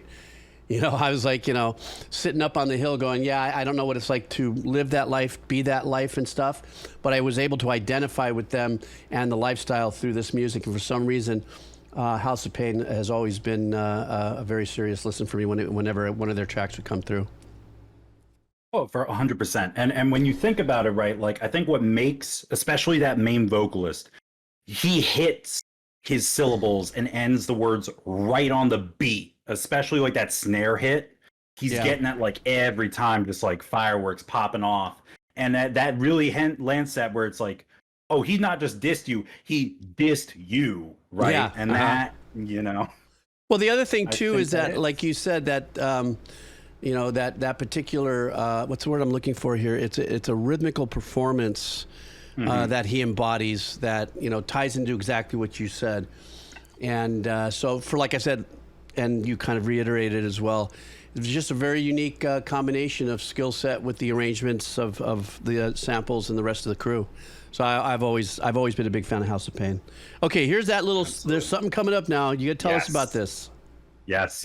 All right. So this next stretch, guys, I'm so curious how this is going to land for you. Either you're going to feel right at home with it, or you're going to be like, Judgment, you're out of your fucking mind. Why are you showing us? So, I am a massive anime and manga fan. I have been since I was young. And when I was growing up, you have to remember, I only like just turned 30. So it's been since 95 and onward, right? So like as I'm growing up and YouTube is just getting established and we're looking through the back streets and we're finding videos and it takes forever. I know, Patty Cakes, fuck off, nerd. I know. So as I'm growing up, I'm looking at anime, right? And I've grown up with it. I've seen Lupin, I've seen Dragon Ball, I've seen One Piece, I've seen all these things, right? And I get to the point where YouTube is just a baby burgeoning website. And you could search up these anime and you could still at the time find illegally uploaded episodes of these anime chunked out in parts thrown up there. And occasionally, every now and then, you might see what's called an AMV alongside these sort of episodes. And an AMV was an anime music video.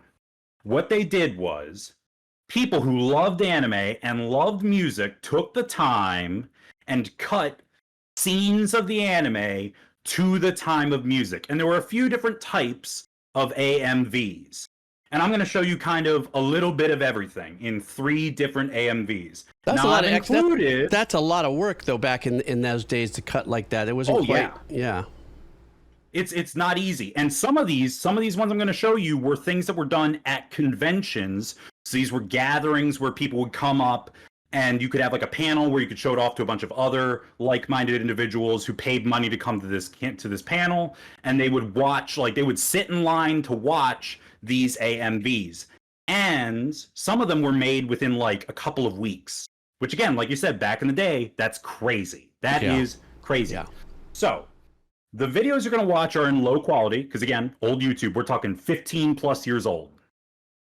But I have also included afterwards, if you need them, the actual original song by itself.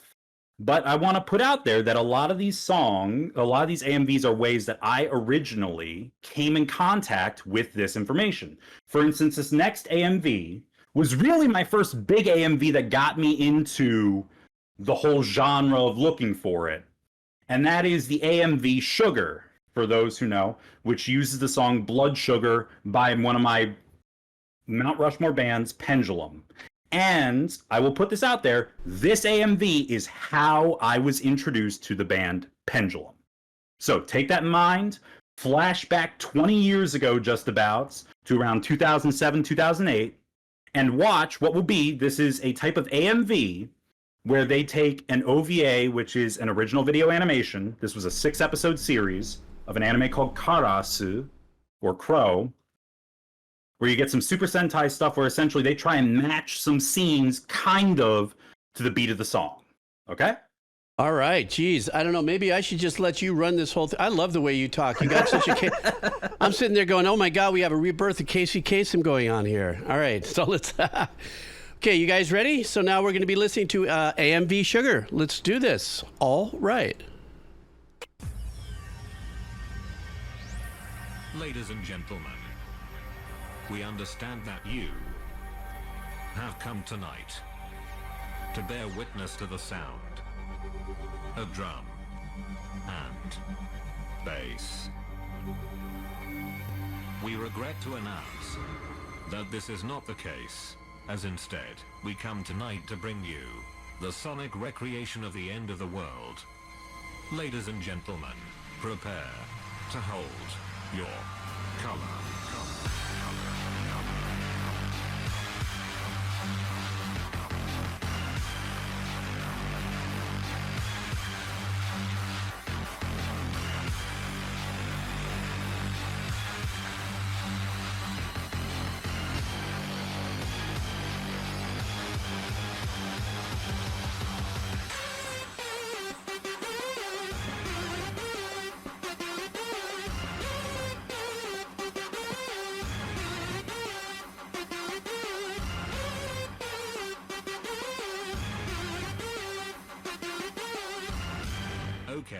fuck it, I lied. It's drum and bass. What you gonna do?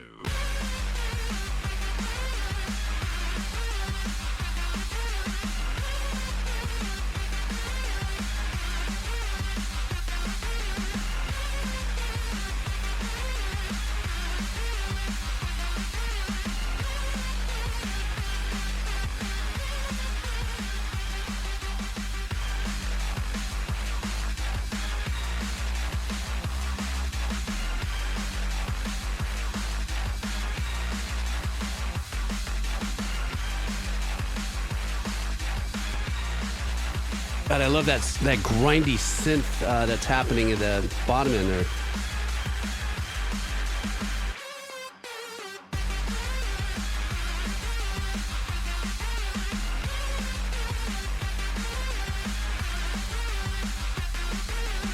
We don't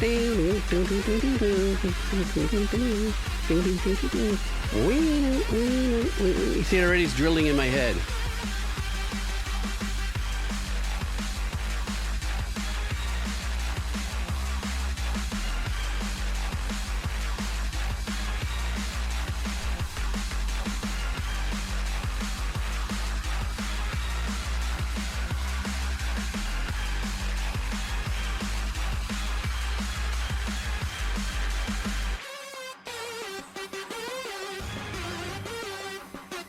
That's a hell of a job with the editing that's going on here.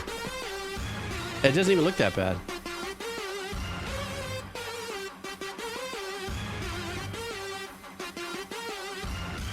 Okay, what you gonna do?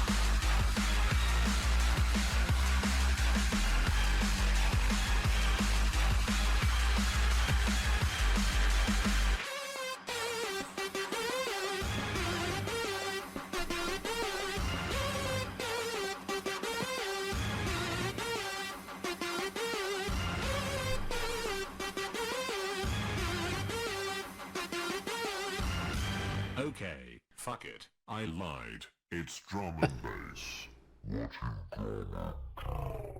Yeah, I got to tell you something, man. That you know, when you were saying what it might look like or anything, because it was popped up so many years ago, incredibly well done in editing, but it didn't look that bad. It didn't look that compressed out like your crap rendering and stuff. The track definitely was really straightforward. It locked into a real simple, nice pounding rhythm.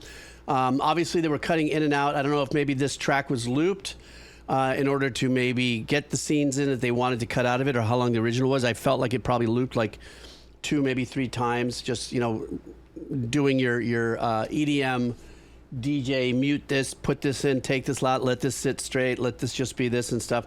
But I am in my head right now, you know, it's in my head for good. But as far as the whole presentation, I don't know, man. That's a hell of a lot of work back in the day of just taking the animes from that and smacking them together like that.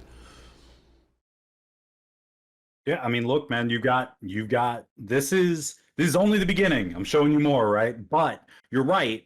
This actually, so this won an award in the convention that it was shown off at, because it was like, again, done in a couple of weeks, really impressive.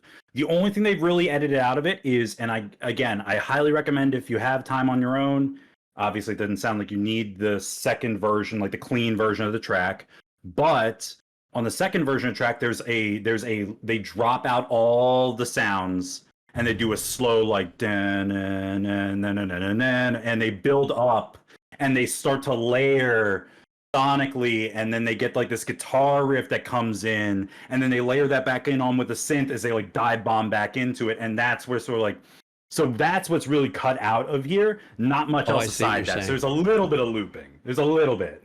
Okay, I understand. Yeah, you know, these other examples, you have the original mixes and stuff. I'm going to listen to that on my own on the offline. But being rinsed inside what it is you're presenting me, then I'll have an A/B to really, you know, lock onto with that. Exactly. And to be fair, this is one of those things where it's like, I didn't know the anime. I listened to it because I was just like, it recommended it to me. Let's watch it. Right. Loved the song, birthed an entire genre of music to me that I never had any idea of before, gave me my Mount Rushmore band, and I watched the anime. I'm like, it's an okay anime, but this was like the band though. It like took me to and beyond. I liked the production of it, and you know the narrative at the beginning and the middle and the whole thing too. That it just adds a little more to it. It does, and I'll even say it was one of those things where, you know how like the universe just sometimes provides, right? Yes, like, that's been my life story. So I'm going through my day, I'm working through the year, and I find out the first proper album, not an EP, but proper album they've released since they broke up and came back together, came out on my birthday this year. Oh, like, lucky brother, you. Some things are just made to be, right? Yes, sir. And it came out on your birthday, or on my birthday, exactly on my birthday. How cool! See, the universe does what the universe does. It does. So when we jump forward, though, you're going to skip not the next one, but you're going to skip to the one after that. All right. Mm-hmm. But so this next one. So this was an idea of an AMV that's sort of, you have the song try and match the beats of it. This next AMV is going to look at a different style. This one, they're going to use a bunch of different animes from all different walks of life. And I would love to see if the chat can shout out the different animes that they recognize. I think that'd be really cool. Ooh, and the challenge. Throw the gauntlet, bro. I know. But this is one where they try and get it to where they sync up the visuals from certain animes to make it so it's like they're singing it as if this is their version of their music video. Ooh. And this is for the song from the band, The Master Plan, with my favorite track from them, Spirit Never Dies. All right. Go Casey Kasem. Let's go. Okay, guys, remember, he threw down the challenge. Guess how many animes are in this video?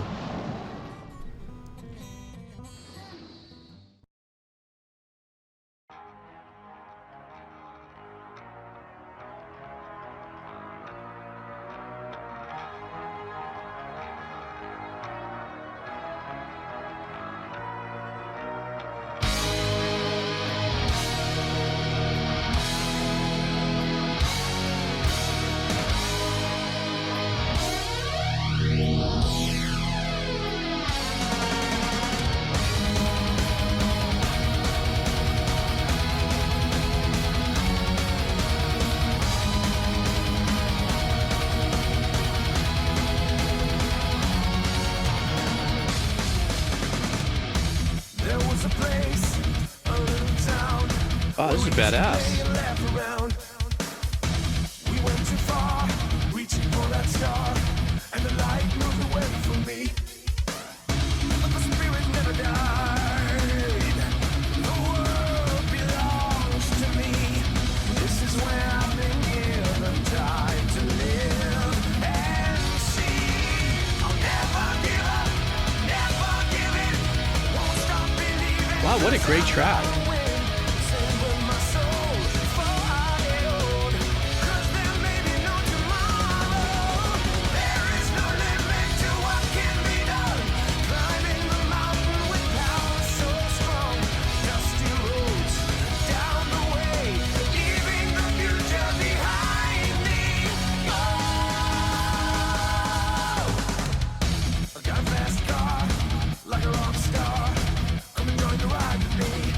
almost sounds like production's fairly recent.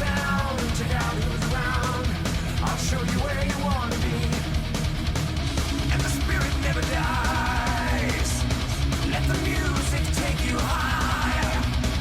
I know what it means to burn. That's how I began to learn. So never give up, never give in. Rise from the fire if you're gonna win. Sing with your soul, soon you A little arpeggiation back there, sizzling.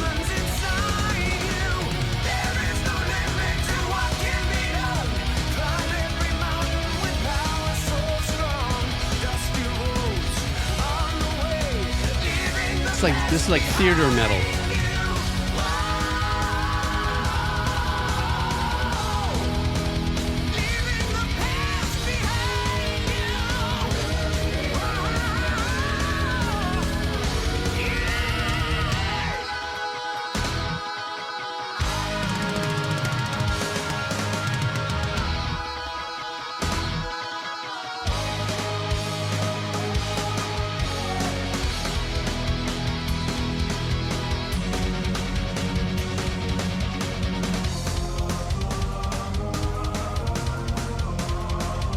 Ooh, trippy pad there. I really like it though. God, this is great.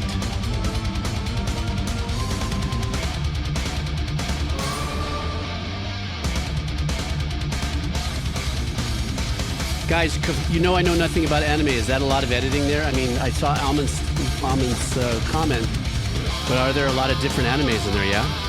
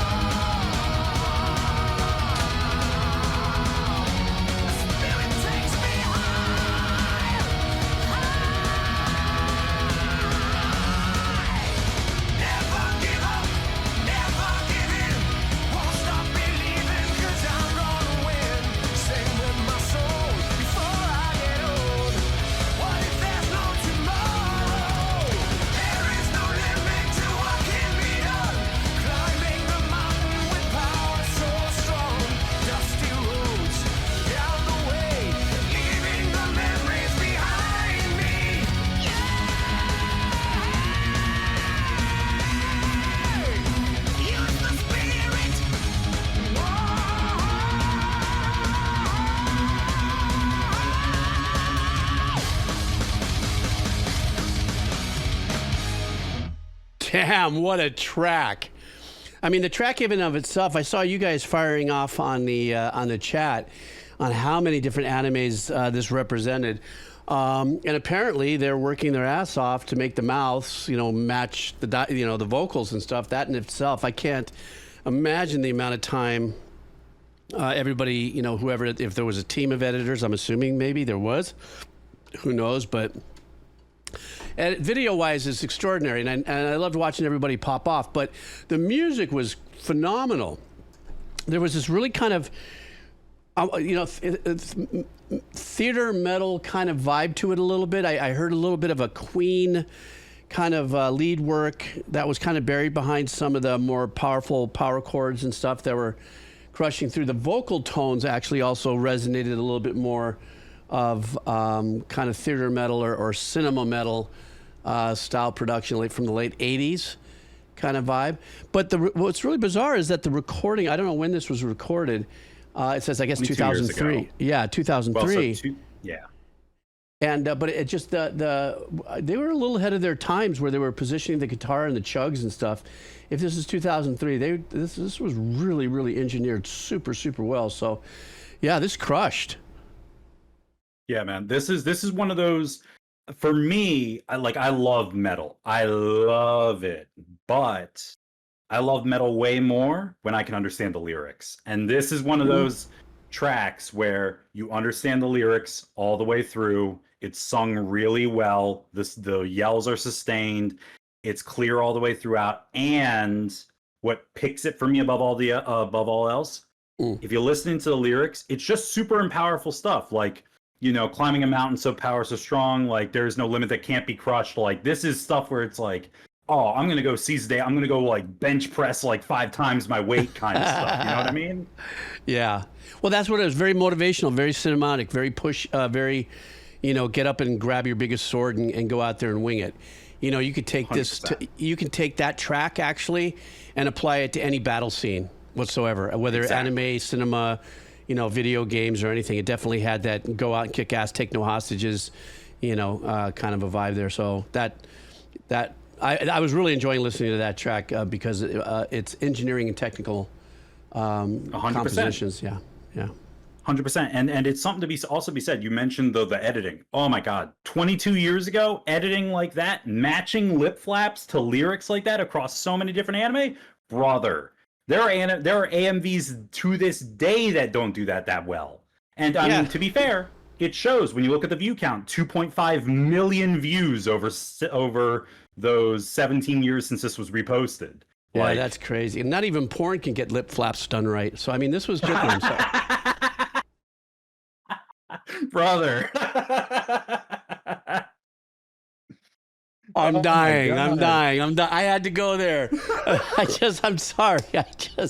I went there. I don't know where my brain. I'm sorry, everybody. Fair. Forgive me. I'm dying here. You're good. It was Quado. That's It was funny. Quado. Quado took a jab at it. It was okay. Sure. All right. Okay. Let me act my age again. No longer be 64. Okay. What's next? Okay. So we've had a track where it was sort of anime, but done to where we're trying to match the timing. We've done a track where it's anime where they're trying to do it to where it's like it's matching lip flaps to make it like it's their video. This next one is going to be a bit of a spoiler alert. So if you haven't watched One Piece, you can feel like, you can hide the video if you want to. I highly recommend it because One Piece, in my opinion, I know, humble opinion, is the greatest piece of fiction to ever be made. Gasp. Uh-oh. Dun, I dun, know, dun, out as a One Piece fan. So this is where they do it, where they take the first everything pre 3D2Y and they're going to try and match the tone of this song. So like the themes, the messages, all that from the lyrics is taken through and it's trying to be embodied through the animation you're seeing, all from one anime, that anime being One Piece. And this is also a little bit of me being like, hey Jeebs, if you like what you see and you're like, oh, that looks kind of cool. Hey man, you have enough of your lifetime left to catch up to One Piece. This would be a great time. Oh my! Well, now wait a second. Now, One Piece, outside of what Rotten Garden just said inside the chat, it's kind of like the Borat One Piece thing. I think he's talking about is. A little bit. It's so One Piece for reference. One Piece is an anime. So Eiichiro Oda, the creator of One Piece, the manga, so like a comic. Okay, so like where what you're talking about, like what you would see back in the day as being like flipping open Superman. This is what we these days in black and white flip open to in Japan would be One Piece. It is to the point where it's sold so much that it's actually overtaken Batman. I don't know whether it's overtaken Superman yet, but it's close to, I'm pretty sure, in just total sales overall. And so this is a series that has been going on for 25 plus years, actually probably close to 30 now that I'm thinking about it. And it's all about essentially it's piracy. It's a man who goes to the beat of his own drum, who, he makes a found family, people who are in pain, who are suffering, and he brings them into his crew, and he's fighting back against the world, and he's going to find the, quote, One Piece. which nobody knows what the One Piece is yet. We just know that it's out there, and if you find it, you're the pirate king. Okay? Okay. All right. And the only other way that I know One Piece is I think it's Makuza. I'm not too sure. Yakuza and Kebab. Yeah, they always suggest that. That's, I think, where I was introduced also to Ado. Yes, you were. You were. That is absolutely because in the movie Film Red, which takes place way later in the series, Otto actually helps to voice a character in the anime because the character in the anime, her power is song, which kind of makes sense. Otto is like arguably one of the greatest singers of our time, right? Without a doubt. If there's, you know what, I don't fanboy or fan man or fan grandpa, whatever you want to call me, very often. But I got to tell you, when those guys turned me on to Otto, I was just like, that's just a whole nother world. And I'll bet you she's all of 5'2". You know what I'm saying? No, she is. I got to see her. I got to see her live recently, and back in July, and it was life-changing, literally life-changing. Best concert I've ever been to, bar none. Yeah, I'm just such a huge fan of hers. Okay, let's do this. This is One Piece AMV. Let's go.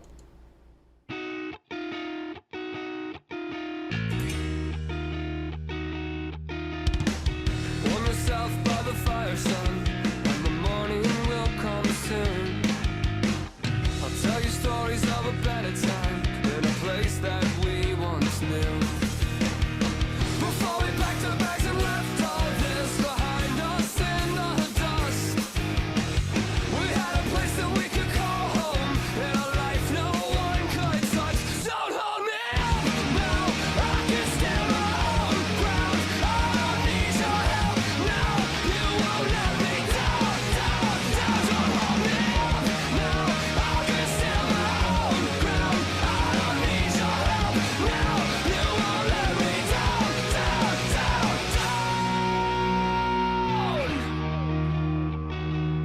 Loving this track, man. We are the angry and the desperate, the hungry and the cold. We are the ones who kept quiet and always did what we were told. Oh, we've been sweating while you slept so calm in the safety of your home. We've been pulling out the nails that hold up everything you've known. Don't hold me up now, I can stand my own ground. I don't need your help now, you won't let me down, down, down. Don't hold me up. God, the production of this is phenomenal. Stand my own ground. I don't need your help now, you won't let me down, down, down. So open your eyes, child, let's be on our way. Broken windows and ashes are guiding the way. Keep quiet no longer, we'll sing through the day of the lives that we've lost and the lives we've reclaimed.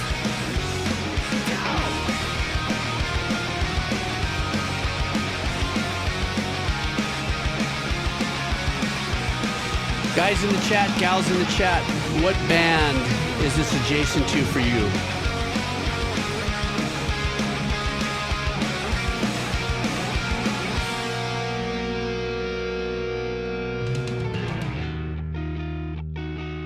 I love that they keep us locked in on that pattern.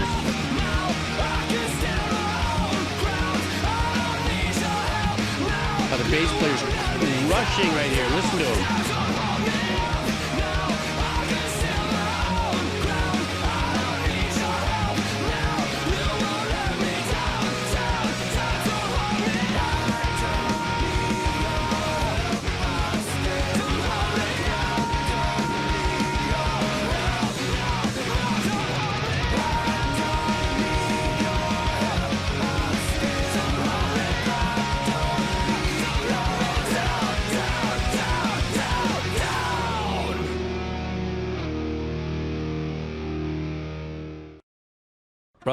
That was pump. Oh, is there a little more there? Stand by. Nah, you're good, bro. You're good. Okay. You're good. That was a pumping track. Yeah, very. Somebody said I was thinking a little bit of Rage, but there was that full-on punk grind to it. But it had some really sick musicality to it. A little. Somebody say Rage Against the Machine up there. Stand by. Let me see. I think I saw. So they're saying Rise Against. So this is the band Rise Against, and the song is Prayer for the Refugee. I think it's what it's called. Oh, I see. The Refugee. Sorry. Okay, yeah, no, it was a great track, man. I was just so into the fact that little pattern that they kept going over here with the guitar was kind of like such a unique little. I'd want to call it like the little vortex in a maelstrom, just kept on cycling through, but it wasn't invasive in the arrangements and stuff, but gave it a nice pivot point for the rest of the musicians to grind out against. And that guy has an incredible voice. Oh yeah. Yeah, no two ways about it. Oh, I know where I got that. I was thinking Rise Against because I was looking at the next thing as the my re-review track when I was looking at it down there. Yeah, I'm definitely gonna have to listen to that on my own after this. And would you believe it if I told you, Jeebs, Rise Against is technically a Christian rock band? Yeah, and you know what? I would believe that. I know that there's there's all kinds of crazy, unique representation of spiritual music, Christian music, and stuff like that. And that's been one thing that's been a very unique journey for me as a musician, and jobs that I've been hired to do, back especially in the '90s, is how many genres are actually in the spiritual world. Let's say, even crossing over to Judaism and stuff like that. I've listened to some. Hey, that's me. Jewish folks to do the reggae or something like that. There's a great artist there. I guess he's the Hasidic or something a little more focused in the religion. But he does this reggae. Yeah, that guy. Netanyahu or whatever. He just is phenomenal. Well, Matisyahu. You don't want Netanyahu. Not right now. Not right now. Oh, I'm sorry. I didn't.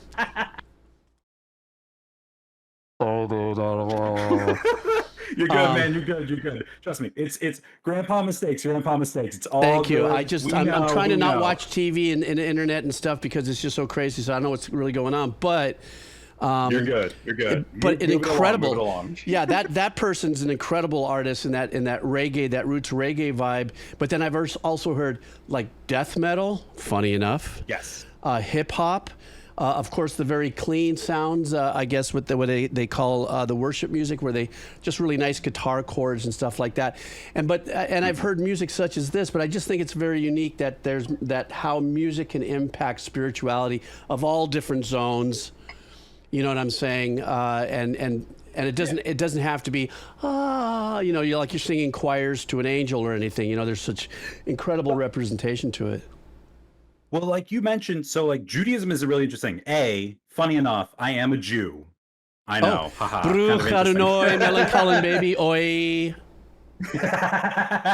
I know. So, but what's really cool is, did you know the lead singer to Disturbed attempted to go to cantorial school? So being a cantor is essentially like the rhythmic chanter for a shul, for a synagogue. So like if you listen to I don't think it's Down with the Sickness. Somebody in the chat can help me. They can help me with the song. But there's a specific song Down where with if you the listen Sickness. to it could be where it's like Yivache, and it's so David Draymond basically you can hear it in that particular song. You're like, oh my, like as a Jew, I'm like, bro, it's like I'm back in shul again. Yeah. Well, he had that's what I realized his background was. But this particular track, though, yes, I really, really grooved on it. There was a little bit, once again, because of my lack of knowledge in genres, I was going, God, it's got a little Green Day thing going on here. And then it has a little bit of that one band that I just did here on the stream about a week ago. Another band that's kind of adjacent to Green Day sound, but they're, I think, a little more legacy. Gosh, why can't I remember the name of that band? They did the marching. The Parade, a song that they did, but love this track, man. My Chemical Romance. That's My Chemical Romance. Has that thing. My Chemical Romance track was a little more polished, produced. This one was really arranged really well and just was ready to just cut right through. Exactly. So we're out of the AMVs. So, but we're still in anime. Okay. because I wanted to hit something real quick, which is there are some anime that for me, I have classic rock early in my life. I've got Linkin Park early in my life. Like there's parts of it early in my life that hit to rock. But getting it with like the cartoons and stuff I was watching when I was growing up aided me a little bit more in being like, oh no, I love rock. And so one of the first anime I ever watched growing up in the 90s, like early 2000s, was the anime known as Beyblade. I wonder how many of the chat members will know this. Beyblade, in my opinion, has one of the best made-for-anime openings, purely made-for-anime openings that does rock well. And it's only 1 minute long, so I had to save it for this playlist because I couldn't afford to pay for a 1 minute song. So feel free to listen away, bud. Okay, let's go.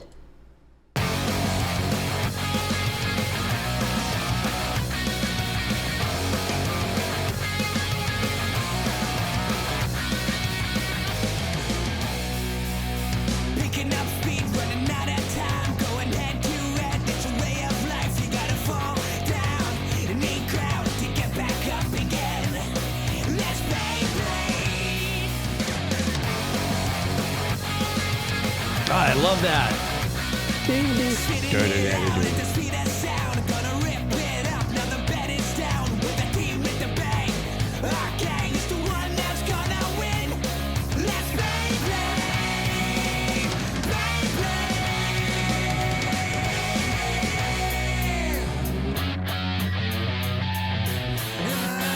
Ooh, nice guitar sound. Let's Beyblade. Let's Beyblade. Beyblade. Let it rip. Holy smokes, that sounded so phenomenal.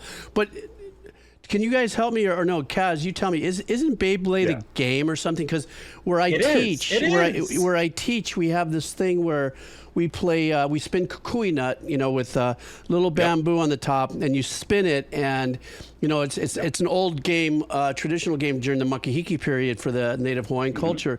And so I get the kids and I teach them how to do it. But every time I spin it, I always have guests go, "Oh man, this is just like Beyblades." Is that like a top spinning thing? 100%. So the whole premise of the anime is this is an anime made to sell this specific product. They were Japanese plastic tops you could buy for like 15 to 20 bucks back in like the 90s, early 2000s. God, think about how much that would cost now. Where you would buy them, and I tell you, as a kid, MP3 Junkie, exactly, similar to dreidels, but you could rip them way faster than you could dreidel. And you would, I know, which is also funny, again, go back to it, I'm a Jew, spinning dreidels. And Dreidel. I'm sorry. Yeah, midakle and all that. Exactly. So I, as a kid, my parents buy me some Beyblades, right? And I mix them up and I go through it. Me and the kids back in grade school would pay for, I shit you not, pink slips for Beyblades. You beat somebody on the fucking field in the playground, you take their Beyblade. That's how it used to be. Wow. And the parents weren't happy back in the day. Yeah, I know. So, and I can tell you, your boy here, Jazz, was like, JudgmentKazzy was one of those guys. I ruled the school when it came to Beyblade. I had an unwinnable combo. I must have walked out of there with like 30 or 40 Beyblades. Lisa, it's exactly like Marbles and Pogs. Exactly like it.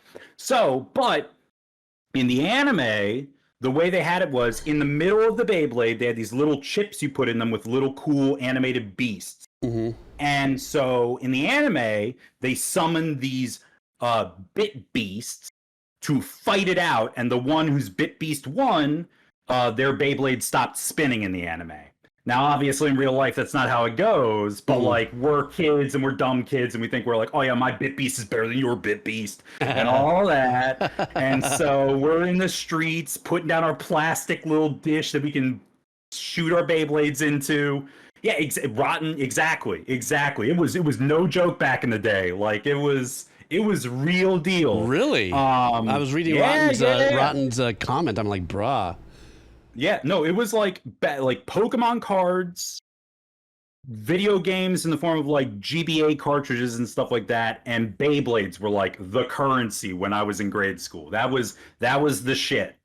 So like, imagine all that, and you turn on you tune in. It's 6 a.m. It's Saturday morning. You've been waiting all week. The newest episode of Beyblade's gonna come on. You're sitting down. Your dad's next to you. He turns on the spot, and you're like, "Dad, you can't stop watching the fucking Yankees. I want to watch Beyblade." And you're like, and it turns on, and that song greets you, and you're like, "Bro, I'm ready to watch 20 minutes of fucking fire," even if. After having nowadays been like rewatching and be like, I'm going to show this to my kids, and it's the same over patty cakes. My family's from New York. Fucking deal with it. All right. So we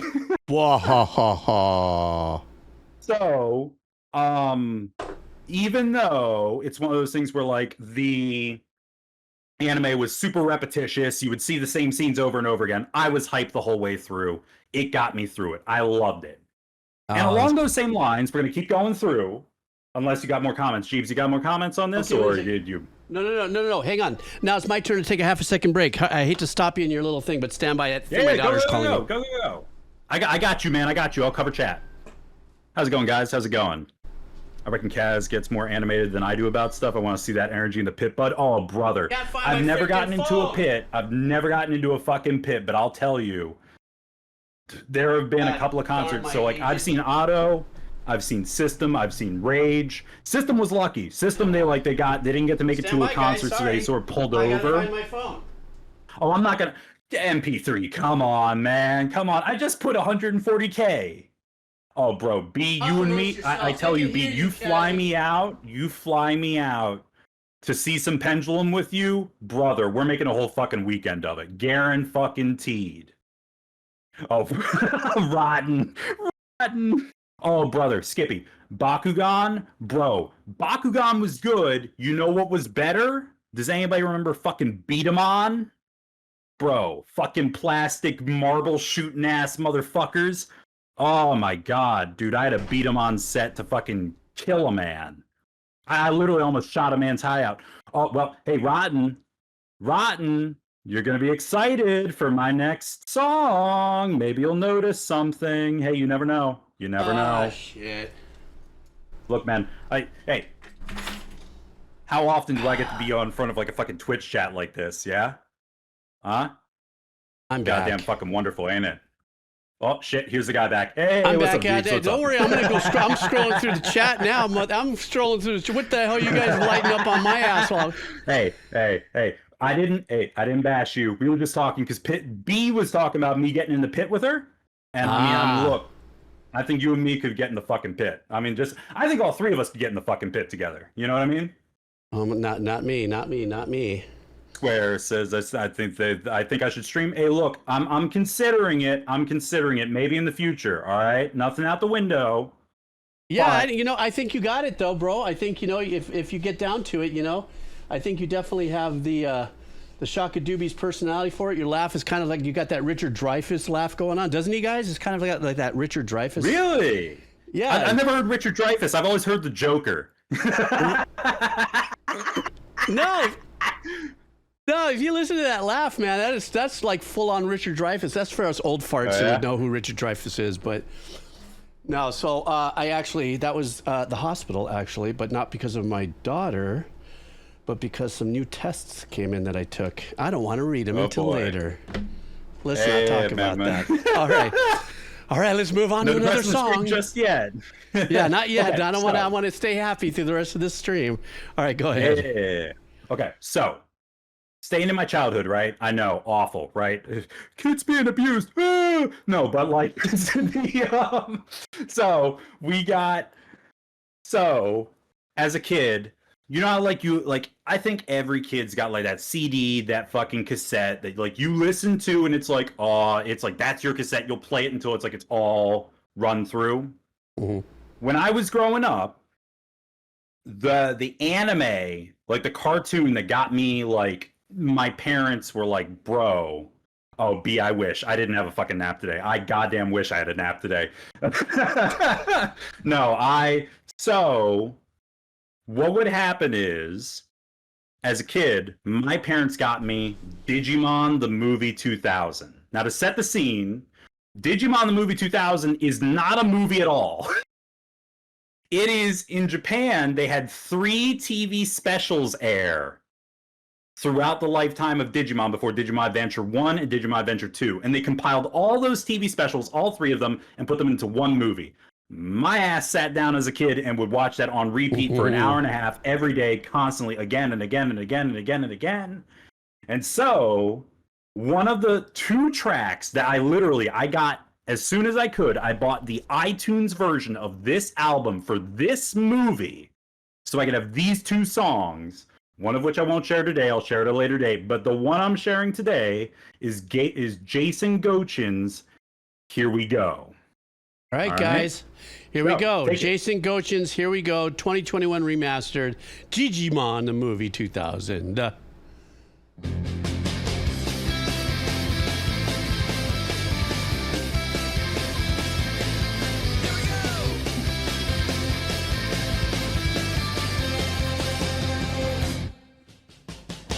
what's up, superstar? Looks like you're going far. Hey, look, it's Wonder Guy. Gonna make your plans and fly. Now what's up, Wonder God, I love how the melody came in on this, rhythmically. So everything's not perfect. Don't matter 'cause you rework it. Nothing's holding you. Never stopping, never stopping, never stopping now.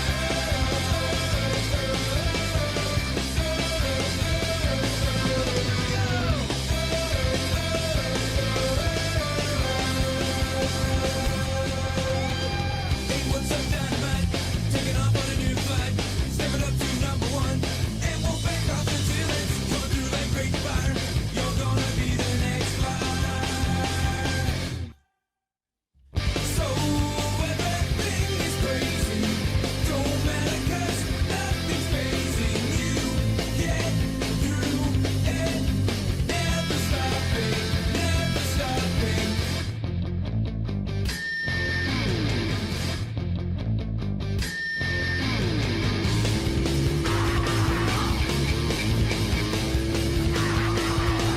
Love this section right here.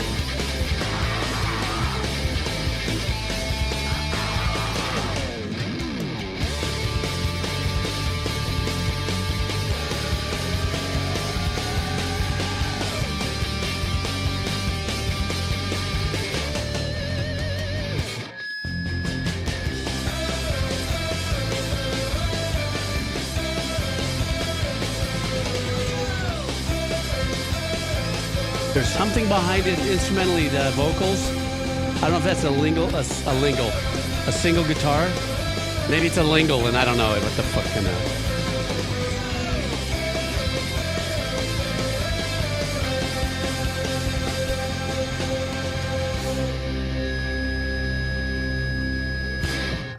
Kick-ass track, man. Whoops, job opening. What the hell happened there? Sorry, skip-it. A little premature, but nothing wrong with that, right? That's, well, you don't think that would happen at my age. At my age, it would be like, I'm sorry. No, that's just bad visuals. I'm just, oh, fuck. All right, let's just let me take a deep breath on that. Hey, look, man, nothing wrong with needing a little blue pill. Oh, my God, no. Everything is just more like blah. Anyhow, so, I just derailed I just went off the rails on that now. Now I've got to bring myself in on this. You know what I loved there's 2 things about this track that really stood out to me. Number one, where they came in with the vocals was a very odd point in the measure. So it kind of gave it a very unique part of it accelerated, or actually it added a nice little spunk, if you would. That's not a really great term to use. A little bit of spunk with the rhythmical arrangement and stuff, where the vocals came in. And the other thing that I noticed to this track is that the vocals were kind of in power subdued. So in other words, it wasn't growling. You know, it was very clean vocals all through and through. So I found that to be very, very complimentary in the track. Oh, 100%, 100%. And there's this nice, like, what I realized listening back to this when I got older was one of the things where it's like they double what they're doing. Like they don't just do it once, they do it a second time on top of it. And it's like it seems like it'd be like, oh, this is repetitive, you're not doing anything new. But it's like, no. Doing it a second time actually makes it feel like you're like, oh yeah, we're fucking in this, man. Yeah. Like no, it definitely like I said, for me, the whole combo. Oh shoot, sorry. Yeah, go ahead. No, what do you mean? Yeah, go ahead. I'm the one that's talking. What the fuck, bruh? I'm melting down. I love the track. We'll just stop at that. Hey, fair enough. Hey, one more. Can I get one more break? Yeah, go take another break. He's got to take another pee, guys. Stand by. Thanks. It's okay. I'm going to take a look at these medical records, so stand by. Oh, no. Let me see what's going on here.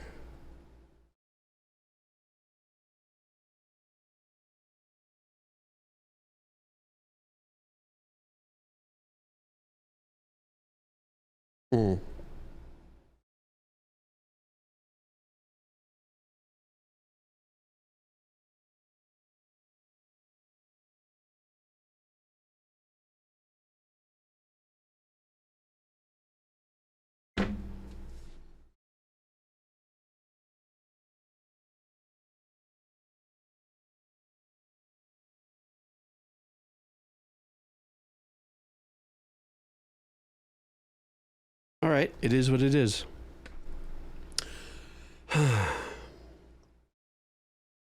So, while Kazzy, does not Kazzy not have like a great like voice personality like for a show? I mean, and he's a teacher, so he's got that. Very energized, extremely passionate. I think he should probably consider doing his own stream. The Kazzy Master, you know. Yes, you know what, Robo Gorbachev, I'm okay with that. There's sometimes I feel like I'm like it's who shall I hand off the baton to, the avocado to somewhere else, you know. But no, I'm gonna hang in here. I'll always be whittling in through it now. But I do definitely think he's got the chops. He's got the sense of humor. He drinks beers while he does his streams. He's a teacher. I mean, come on.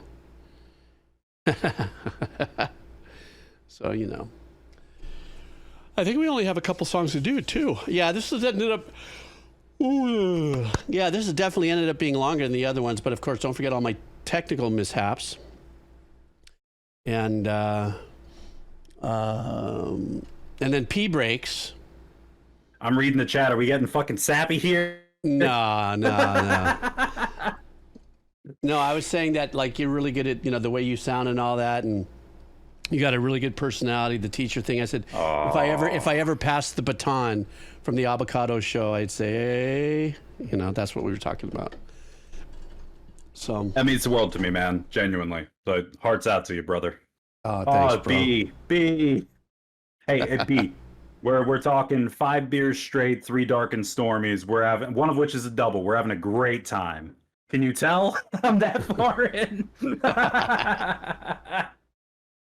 All right, my friend. What do we got coming up next? So you have a little bit of up here, but I wanted to sort of Lisa hit it. Where if you scroll back up a little bit, I'm gonna try and scroll back up. Let me see. Can I find it? Where did Lisa say? She was saying there's less than Jake, spill, bare naked ladies, but bare naked butts. I know, right? Big butts don't lie. I've actually got a magic. I've got a commander deck. I kid you not, called Big Butts Don't Lie. Which something for later. I used to have a commander dick, but I don't know what. Sorry. Forget it. We're at that point. It's over. We are at that point. I'm gonna get canceled again. Here we go. There it is. There's the cat. There's the crazy cat going. What did he say? Okay, go. So I realized later in life, I was like, bro, I love ska. I fucking love ska. From Streetlight Manifesto to Real Big Fish to like when Lisa brought in I'm blanking on the name. Oh, Lisa, help me out. Lisa, come on. You've got it. It's something. It's like dead something. Dead something. Come on, you got it. Yeah, I'm Entities. swearing you're gonna bring it up. Come on, Lisa, you got this. Voodoo Glow Skulls. There it is. Voodoo Glow Skulls. So, like, there's this whole series of ska that I've been a part of, and when I trace it all back to what started me on ska, it's still Digimon, that same movie. And you know what that movie gave me? Because this wasn't in the Japanese version. No. This was in my VHS cassette tape. Was what I think is, again, another Mount Rushmore band for me. The greatest ska band, in my opinion, to ever do it. Dun, dun, dun. The Mighty Boss. I couldn't even say it. The Mighty Boss Tones.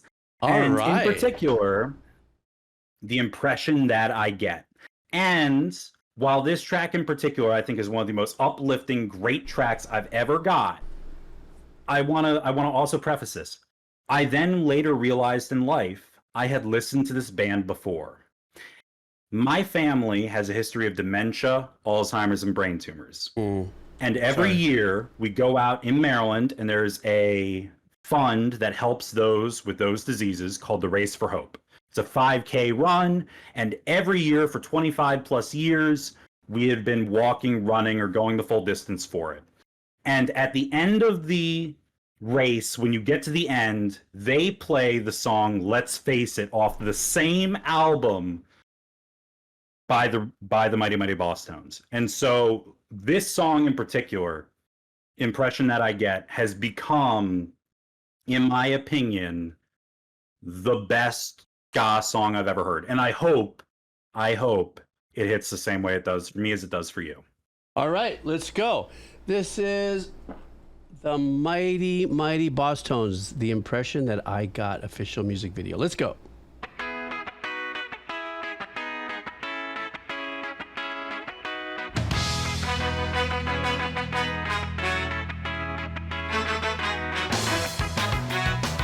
Oh, yeah. Go, bassman.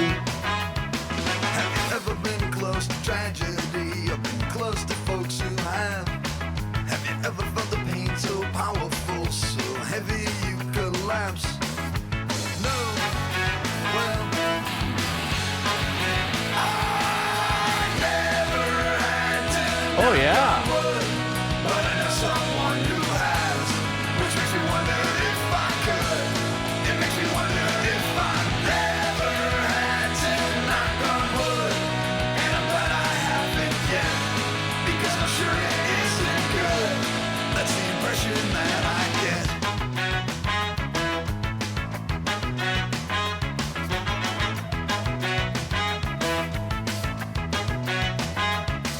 Have you ever had the odds stacked up so high you need a strength most don't possess? Or has it ever come down to do or die? You got to rise above the rest.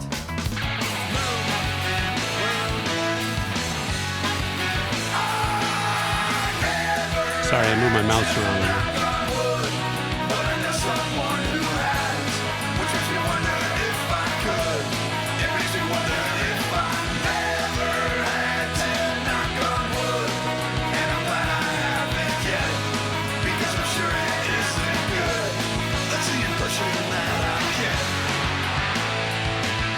These guys lean in a lot harder into their heavier guitar work on this. I love that.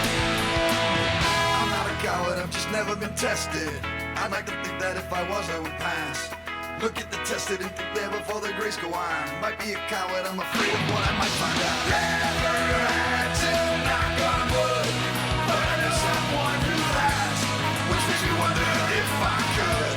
It makes me wonder if I never had to knock on wood, and I'm glad I haven't yet, because I'm sure it isn't good. That's the impression that I get.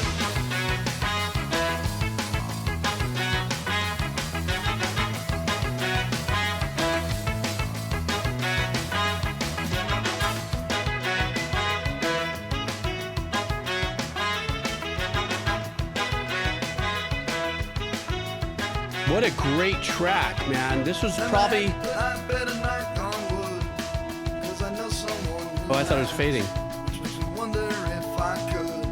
It makes me wonder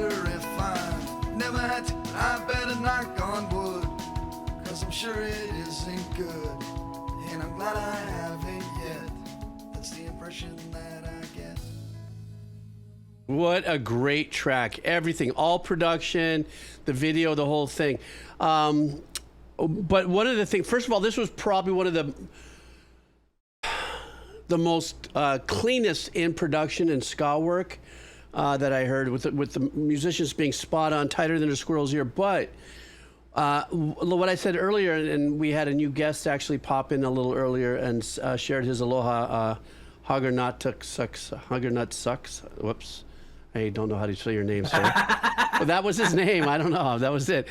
Had mentioned that the band actually does go hard, because when I mentioned the fact that they're really emphasizing the crunch guitar, the dirt in it, you usually don't hear that. I in my little bit of experience, you usually don't hear that as a fixed part in the mix. I know that Skulls, Voodoo, how do you do? Whichever. Voodoo Glow Skulls. Right, exactly. They have a little bit of sizzle in it, but this one was really super, super, super well produced. Loved every bit of this. I'm glad, man. I'm glad. This is one of those things, right? Like I'm going down the highway. I'm going 65. Mighty Mighty Boss Tones comes on, the impression that I get comes on, and I just turn into Dickie Barrett, and you get that never, and you just go like full blown into it. And I mean, hey, I've got the right vocals for it, am I right? So like I can nail that much. Not much else, but I can nail that much. Yeah, no, and very, very hooky. Exactly. And it's one of those things where, again, super uplifting, makes you feel good. And you're right about how tight it is. The cool thing about Mighty Mighty Boss Tones is that they, as far as ska goes, they hit such a wide range. Lisa mentioned that one of her favorites is off of Let's Face It, is Royal Oil, which is almost a bit reggae-esque instead of ska-esque, but it's still on the same album, and it hits all the same. Let's Face It, which I mentioned earlier, is sort of like this, like, hey man, there's a lot of shit going wrong in the world, but we're gonna face it, we're gonna get through it together. We gotta be one people, one soul, get through it. And they have the right vibe, the right headspace. And I've never listened to a bad album of theirs, which for some artists is a challenge and a half, right? Yeah, no, it was really, I actually saved this playlist, and I'm gonna go look up their Spotify for sure. Oh, good. I can't recommend the Let's Face It album enough, man. Okay, but obviously I want to keep us going, right? Because otherwise I see it's getting dark in there. I don't want to keep you out forever. I know. All right. So, okay, we have the next track, and this has two parts to it. One of which is a bit of you. Okay, I have, every time I come in here, you're noodling around a little bit, you're having a bit of fun, and it's infectious, man. It really is.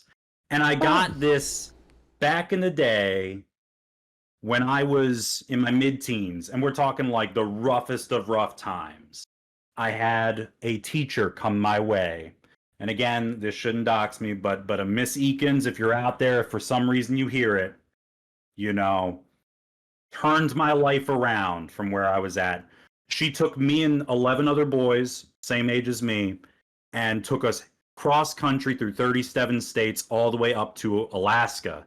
We spent a month up in Alaska, all through like a Ford Transit van, all of us hating each other along the way, but looking back on it in the past, it was one of those things where we all were allowed an iPod Nano, like an OG iPod Nano. Like we didn't get more than 8 gigs worth of space on there. And it was the only thing we were allowed aside from some books that we were allowed to take. And we went through this whole process. And of all the songs, there were a bunch of songs on. There was some System of a Down. There was some Linkin Park. And everybody brought a little bit of everything. I remember a track in particular, which I couldn't find, which maybe B or somebody else can help me, which was, I shit you not, the song's title was Die Motherfucker Die. Crazy. I don't know how that made it to radio. But the other track that really hit for me was an artist who I didn't get through except for my current roommate, who added it to our playlist. Okay. And that was none other than one of the greatest artists to ever live, Scatman John. And I still think to this day, there is not a soul that goes by who is not richer for experiencing his song, Scatman. And so I hope we can all experience it together again. Yeah, I'm really looking forward to it. When it was rolling down, that's why this video was kind of skipping around. And I was looking at what was kind of peeking up through the bottom. I was going, what's that scatty bat? Okay. So let's do this, guys. And I look forward to it, too, because I love to scat for fun. And I'm definitely don't... On a 1 to 10, I'm a 1, but I mean, I love scatting. It is Dope. Dope's the band. Okay, sorry. All right, sorry. Dope is the band who did Die Motherfucking Die. Thank you, Caving. Appreciate it. All right, on to Scatman. Let's go to Scat to doodly. Here we go.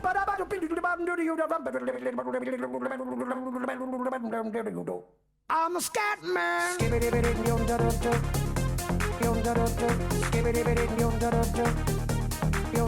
I'm a scat man.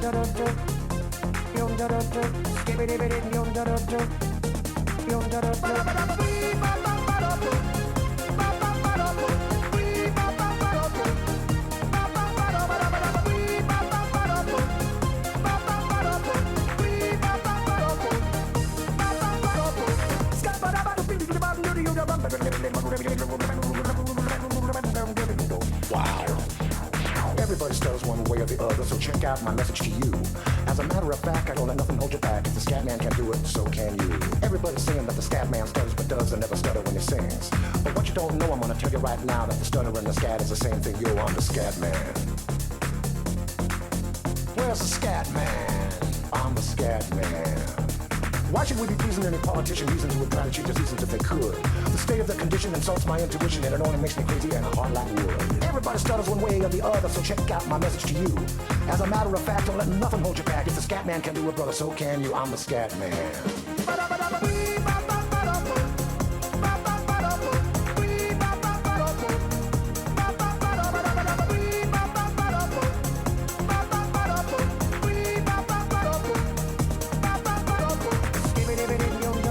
God, I love this. Hey, Jukebox Arcade, welcome.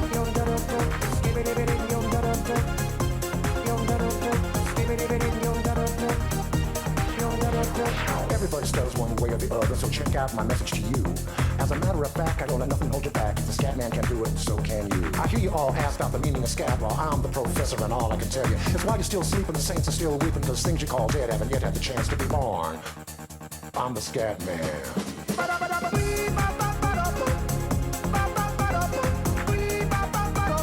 It's also engineered really well. It's a really old school bass, too.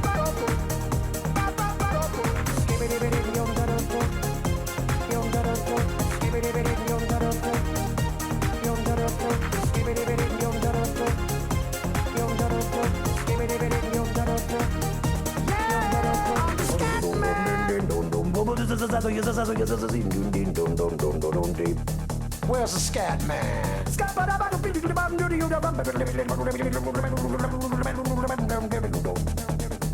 I'm a Scatman. Repeat after me. It's a Scooby-Dooby melody. I'm the Scatman. Sing along with me. It's a Scooby-Dooby melody. Yeah, I'm a Scatman. I'm a Scatman. I like how the digital delay play.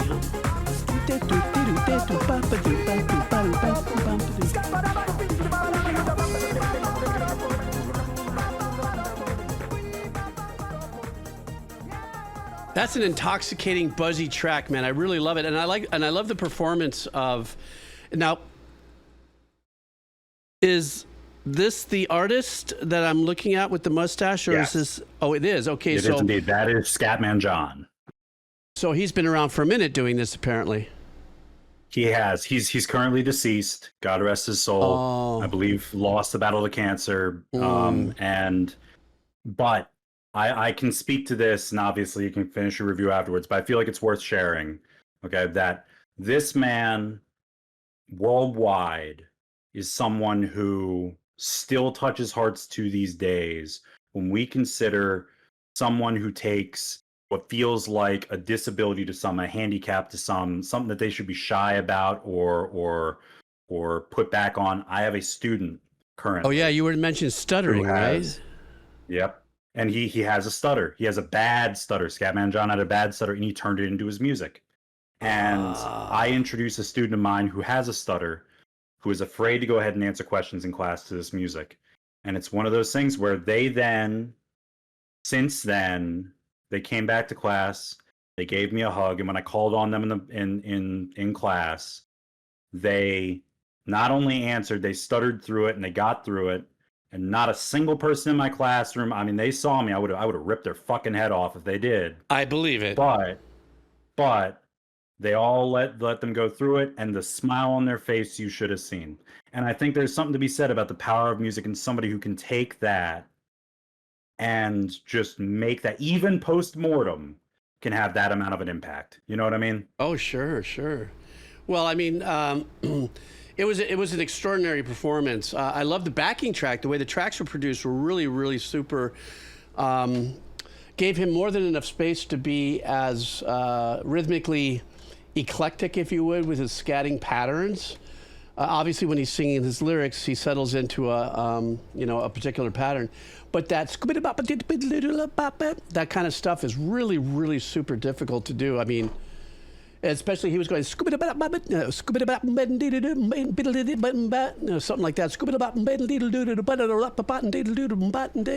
That's like I just got a cramp in my face, and it's not easy.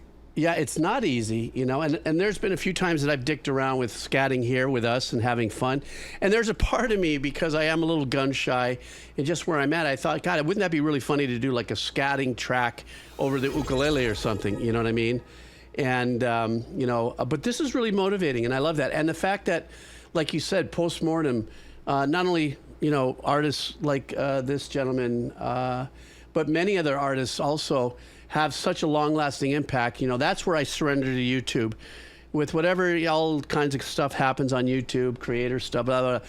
The best thing about YouTube, and I said this the first year it was out, I said this is going to be an extraordinary place for legacy position of content.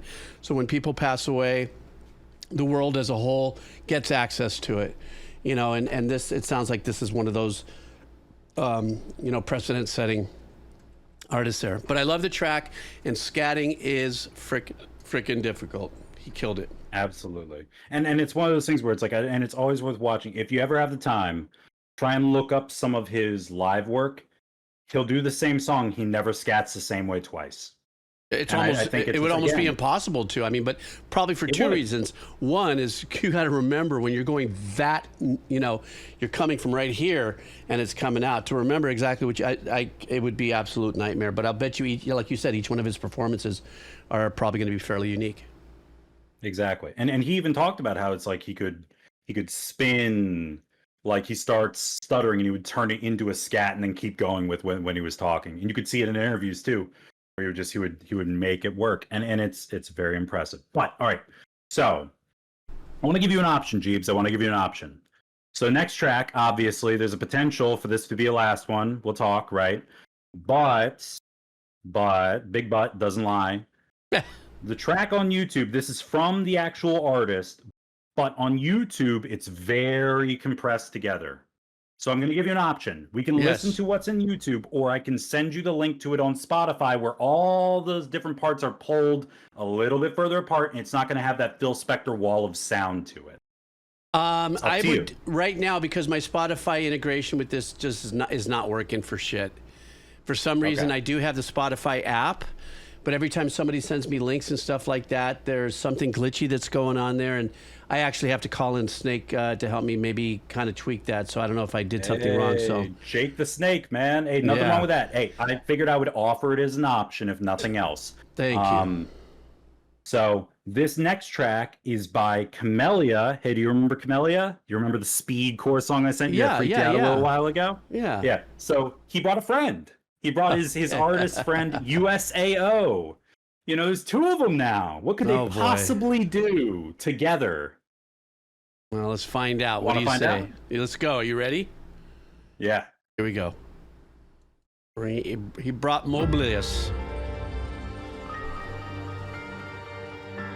Well, I'm already loving how this sounds.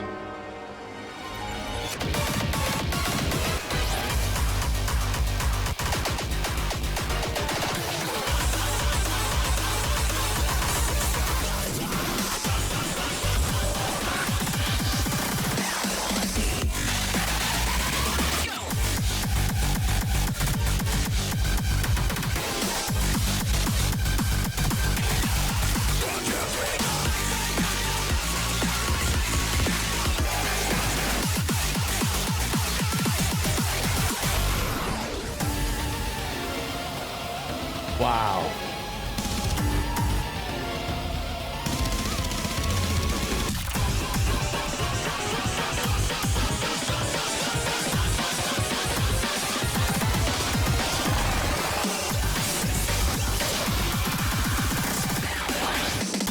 I was just thinking that, SB. Like, where's Ginger? This is very Violet Pony as well. There he is.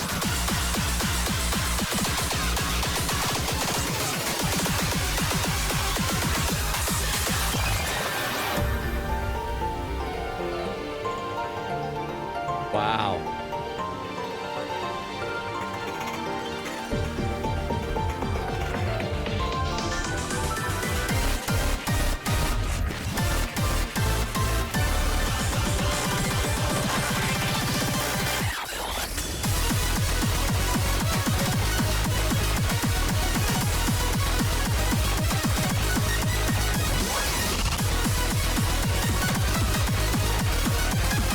Jeez.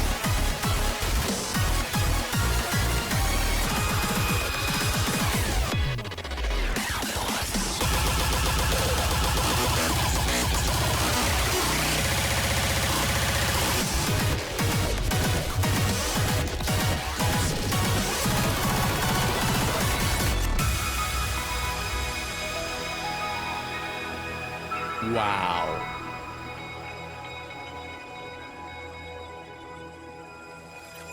That was insane. That was absolutely insane. A lot of magical, very much so. First of all, I just saw Ginger pop in. Hey, Ginger, what's up? I automatically did lean into my experience with Violet Pony because the construction of this kind of music is coming off of, as I hear it, I could be wrong, but this is a lot of sample work in there, a lot of maneuvering and manipulating and intense. You even if you grab a sample and just drop it in, you can always adapt your personality to that sample bending how. I'm having a hard time talking now. Sample depending on how you add things to it, like EQs, you shape it this way, you can bend that sound to make it yours. But that kind of editing, I would love to be a fly on the wall on that DAW session, looking at the workflow of how many chops and edits are there, and the patience it takes for that is absolutely mind-numbing. And it's a very detailed, dedicated type of editing that's going on there. That sounds like it's chaotic and just completely discombobulated, if you would, chaos, right? But there's a really wonderful musical theme through it for me. Even though there's a lot of fast stuff going on there, I'm thinking, oh my God, I'm gonna have to eat 2 gummies tonight to get to sleep. I find the musicality in here really insanely unique and wonderful that's another reason why I like Violet Pony as well, is that she has a really broad spectrum of genres she works through, but she does such this unique chopping. It's just like this track, just really super unique. I thought it was badass. Awesome, man. I'm glad. I was worried you'd bounce off of this one, like a highlight ball against the wall, you know what I mean? But so I'm gonna send you something. So let's see. So what you're seeing right here, this is what's known as a Waka cabinet. So it's an arcade cabinet for the video game Waka. So what you just heard essentially is there are players who will go up and they'll play this game where that wheel you see, they'll put their hands on the wheel to hit certain spots where they line up buttons along it to the tone of that song. So now imagine how frantic that song is, and you getting your hands all up and down that ring trying to get a perfect song, and you're losing your fucking mind trying to do it, man. It's it's a trip. No, not even thinking. Just looking at this game looks pretty pulling you into like, don't walk into the light. Like Exactly. So there's a lot. All right. Are you saying that it's like a dance thing where you have to touch the lights as it goes around or something? Yes. Yeah. Like you'll see people like sweep their hands along the circle to try and get like perfect points. That way their hands are in the perfect position the entire time. It's a whole thing, man. I would highly recommend if you ever look it up. It's WACCA. I'll type that to you. Literally, like you can look at exactly. Rotten said it perfectly. It's DDR for your hands. Exactly that. So. Okay. Let me ask you a question, man. You feel up for one more? Yes, I could use one more and then. Hell yeah. Okay. So, guys, I have a confession.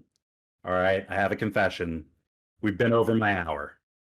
Audible gasp. Judgment. He's put Jeeves at gunpoint. He's making him do an extra song. So I figured this song would be a bit harsh to end on, but it was up to him. So I know I am 1 a.m. Rotten. I am. So a while back, how could I, Lassans? How could I? I had him listen to a song. It's a song that's near and dear to my heart. It's probably the one song that brings me down and brings me up and brings me down again, over and over again.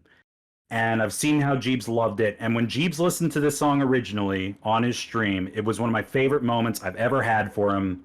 He'd been about 2.5 hours into the stream, and I left this towards the back, and he listens to this, and Jeebs just falls asleep for 3 minutes midstream.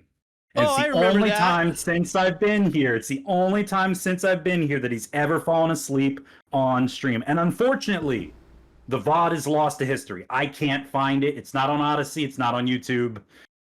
The YouTube overlords got us. I don't know. We might have to put Turnip on the hunt for that. It might be somewhere. It's got to be somewhere. If Turnip can find it, great.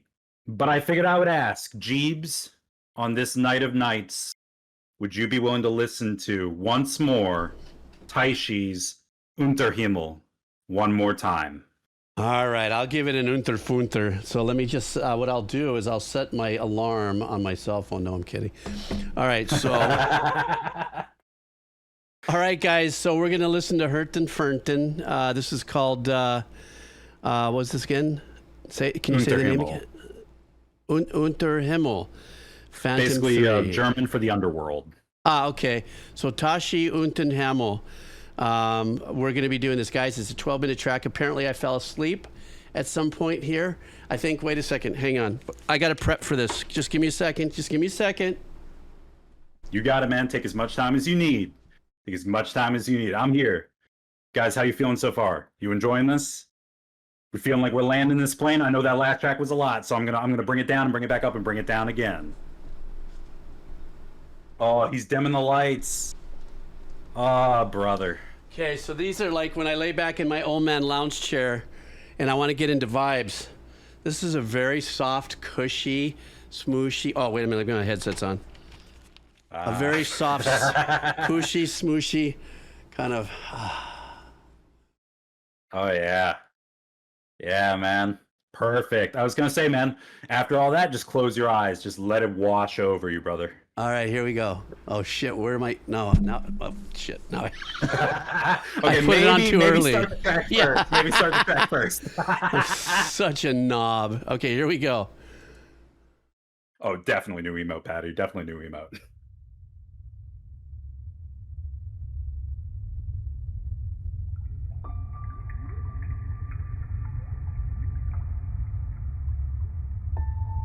Plus, when I do this, too, I can't tell what you guys are typing on the chat. I'll have to come back later.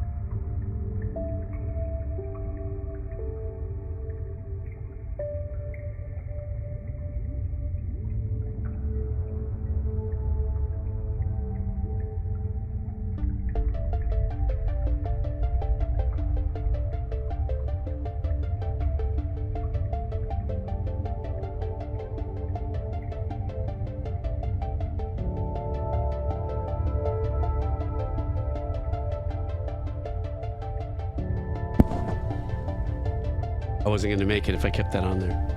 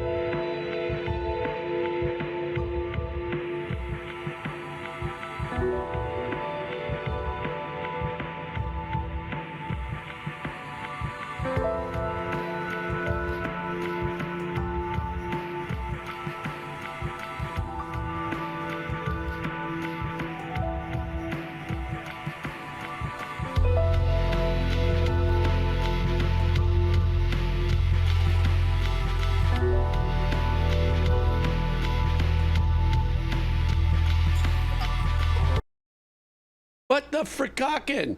I was so high.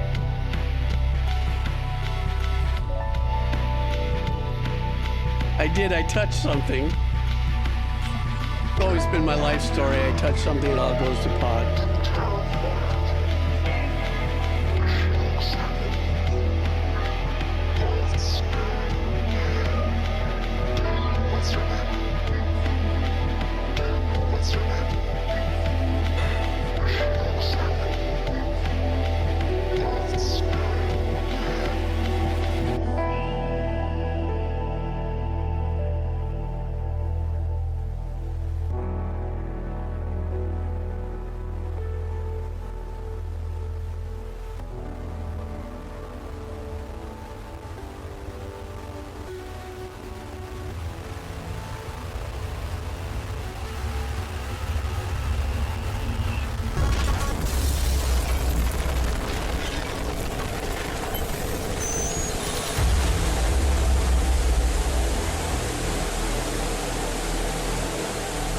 Why am I not remembering this part?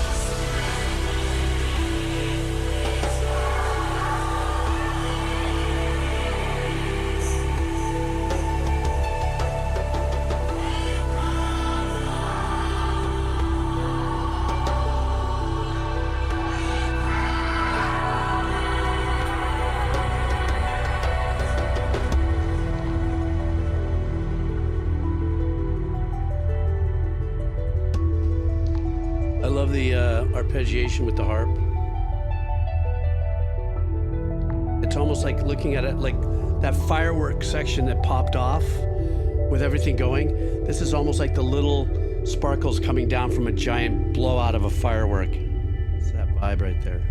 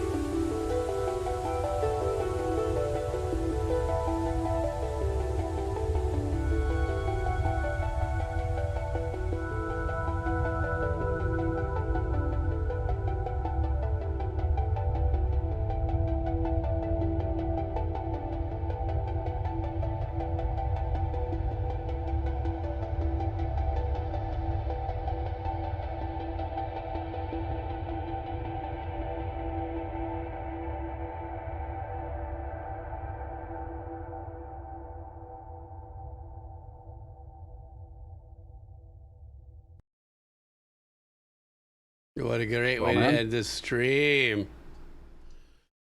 Oh my gosh. I thought for some reason, I don't know what there's part of that I didn't remember, but I guess that must have been when I was knocked out.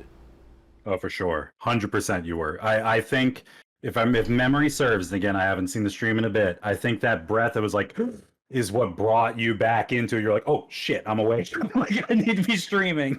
Yeah, and but then I started at the beginning. I started kind of like I felt like I was messing around putting that thing on my eyes, but then it started making me kind of get a little sleepy, so I had to hurry up and take that off. I was like, oh shit, I'm gonna fall asleep. It's like a thick felt cotton. But it's got the little beans in there that you heat up in the microwave, kind of thing to kind of make you, if it's cold. Like it ever gets that cold here in Hawaii, but sometimes it helps me sleep. Anyhow, I started kind of knocking out a little bit, so that's why I took it off. This kind of gave me a little, this was kind of a very light takedown. So this track before this was just chaotic as hell. This was nice and glassy with little essence of chaotic, fragments, if you would, every now and then. It's like letting me off of that ride really, whoa, whoa, whoa, whoa, whoa. But I'll bet you Turnip finds it. I'd like to see me falling asleep too. I don't know. I remember doing it, but I think I could have swore it was uploaded. We'll figure it out. I backlog. I actually, every time I record one of these, I always have one like on one of my hard drives. So I just have to figure out what date that is, and I can take a peek at it. Hey man, I mean, look, if you ever want to send it my way, I won't say no to it. That's for damn sure. I've got an archive going of all the ones you've ever done of mine. Oh, really? Okay. I do. Look, man, I legit. Maybe it's a little bit of narcissism. Maybe it's I just like the songs I send you. But there's something where it's like every now and then I'm just like, I just want to listen to some of the songs that I had Jeeves react to for me every now and again, But I was about to say, I was going to ask, did you nod off there for a little bit? It looked like you might have. No, I actually did for a second. That's why I had to take that thing off, is because I started fading. I was afraid I was going to drool. Because I had my head back a certain way, and I thought, oh, that's all they need to see now is me just go through my drool phase before I REM. And then I said, no, I'm not going to fall asleep. And then towards the end, again, I started kind of, I could feel myself just kind of drifting and stuff. But I truly, though, the opening of this track is what I really love. The very meandering piano with this kind of cave water ambient thing going around in the back as these little pads would breathe in and out. Mm-hmm. Because I'm also really into that kind of, sleepy. My other channel, that Sounds of Tranquility channel that I have. I'm just really into those sleepy pads or just nights listening to crickets and stuff like that. It's very subduing to me and stuff. But yeah, I started to fade a little bit, bro. Yeah, I mean, look, Taishi's one of the best in the game, man. He just has a way of getting. I mean, you remember I paid big bucks to get you to listen to that whole EP that one time, and you were like, yeah, ooh, yeah, I was so like I had to jump back in and be like, look, if there was a chance, I had to get you back in on, because I felt like, I mean, we could end hard. Or I could bring you back down to bring you back up to bring you back down to bring you back up to bring you back down. You know what I mean? Yeah, no, I understand. Totally. No, I like the way you programmed it was great. And here's something else too, before we dig out here on the stream, and then after I end the stream, you hang out with me for a second. Sure. One of the things is somebody had said it early on in the stream is what's really unique is that every time I have somebody on here for a redeem, it's a really super cool journey through somebody's soundtrack of life and story that comes, behind it and stuff. Everybody has been in here, has had a very unique way of presenting that 1 hour of music and the storytelling that comes within it. And that's, to me, part of the big joy of these redeem sessions. For me, like I said, it's the fact that I can't believe anybody hangs out long enough to listen to me talk for 1 minute, let alone for 3 years, and all you guys that come back and hang out with me and stuff like that. So I'm very humbled and blessed by it. But I think, without a doubt, part of the super joy is to get to learn about people through music. I mean, when is it that people really get the opportunity to sit together or be together and then just play your favorite music, and then that way you get to color in a little bit of your life between it all. For myself, I get to learn a little bit about each one of you folks that are that I feel humbled to be brought into that, path, that journey, especially that it has, tied in with music and stuff. So I can't thank you enough for that, buddy. Yeah, man, dude, literally anytime. Like I'm always around. A, number one. B, like, as far as this goes, right? I'm not gonna give everybody a pop quiz. All right, calm down. Teacher's my day job, not today. But I will say, okay, one, I love this community. Like, you have made a very welcoming community. It makes it very easy to be open about aspects of yourself, how to relate that to music. And that, I mean, the fact that I've come away with this with so many of the people here that I can say that, like, I know B, I know AA, I hang out and game with 1 a.m., I chat with Amon as much as I do, right? That is owed to you and what you have set up. And additionally, I think it's awesome to be able to give, like, I've always considered, like, there were little things being like, oh, you could stream, you could do this, you could jump on here, you could talk to other people, but it's like, I'll get to it eventually. If I ever want to, probably never. But it's like, hey, getting an opportunity to talk to people, to have a voice on here in a way was really, really fucking nice. And if I can leave with one other thing other than just saying that how much I love us. I like that. It's really I love fucking us. awesome, guys. All right. There's one thing I wanted to do, and I'm going to put this forward to you. Again, I might be slightly holding you at gunpoint. We'll see. You decide. I'm going to put the ball's in your court now, okay? So, a while back, you watched your first animated movie. You watched a Ghibli movie. Yes. And every time you've come up and you've talked about anime, you've been like, you've been talking about, like, Kimbo and the White Lion, and you've always come back to right. Speed Racer. Sure. Speed Racer. And there's one movie that I've seen people recommend, and I've loved it since the day it came out, and I wanted to recommend it to you and put it in the ball in your court. There is an animated movie by the name of Redline, Redline, Redline. And it is a movie that was made by an anime original studio that they put all their money into it, and it bankrupted the studio. But the result is the best and closest thing you will ever get to a modern speed racer that you will ever see in your lifetime. Do they have Chim Chim? Is Chim Chim in there? There's some chin chin, if you know what I mean. The guys, hey, you know what I'm saying? but it is animated to hell and back. The music is incredible. And I think for a lover of Speed Racer, there is no better anime for you to watch next than Redline. So that's my pitch. You've had it. I love you guys. I wrote it That's my down. piece. I have it here. I just typed it. Wait. Redline, R-E. Okay. Oh, it showed up as an anime too. Okay. Yep, and it's a movie. It's one and done.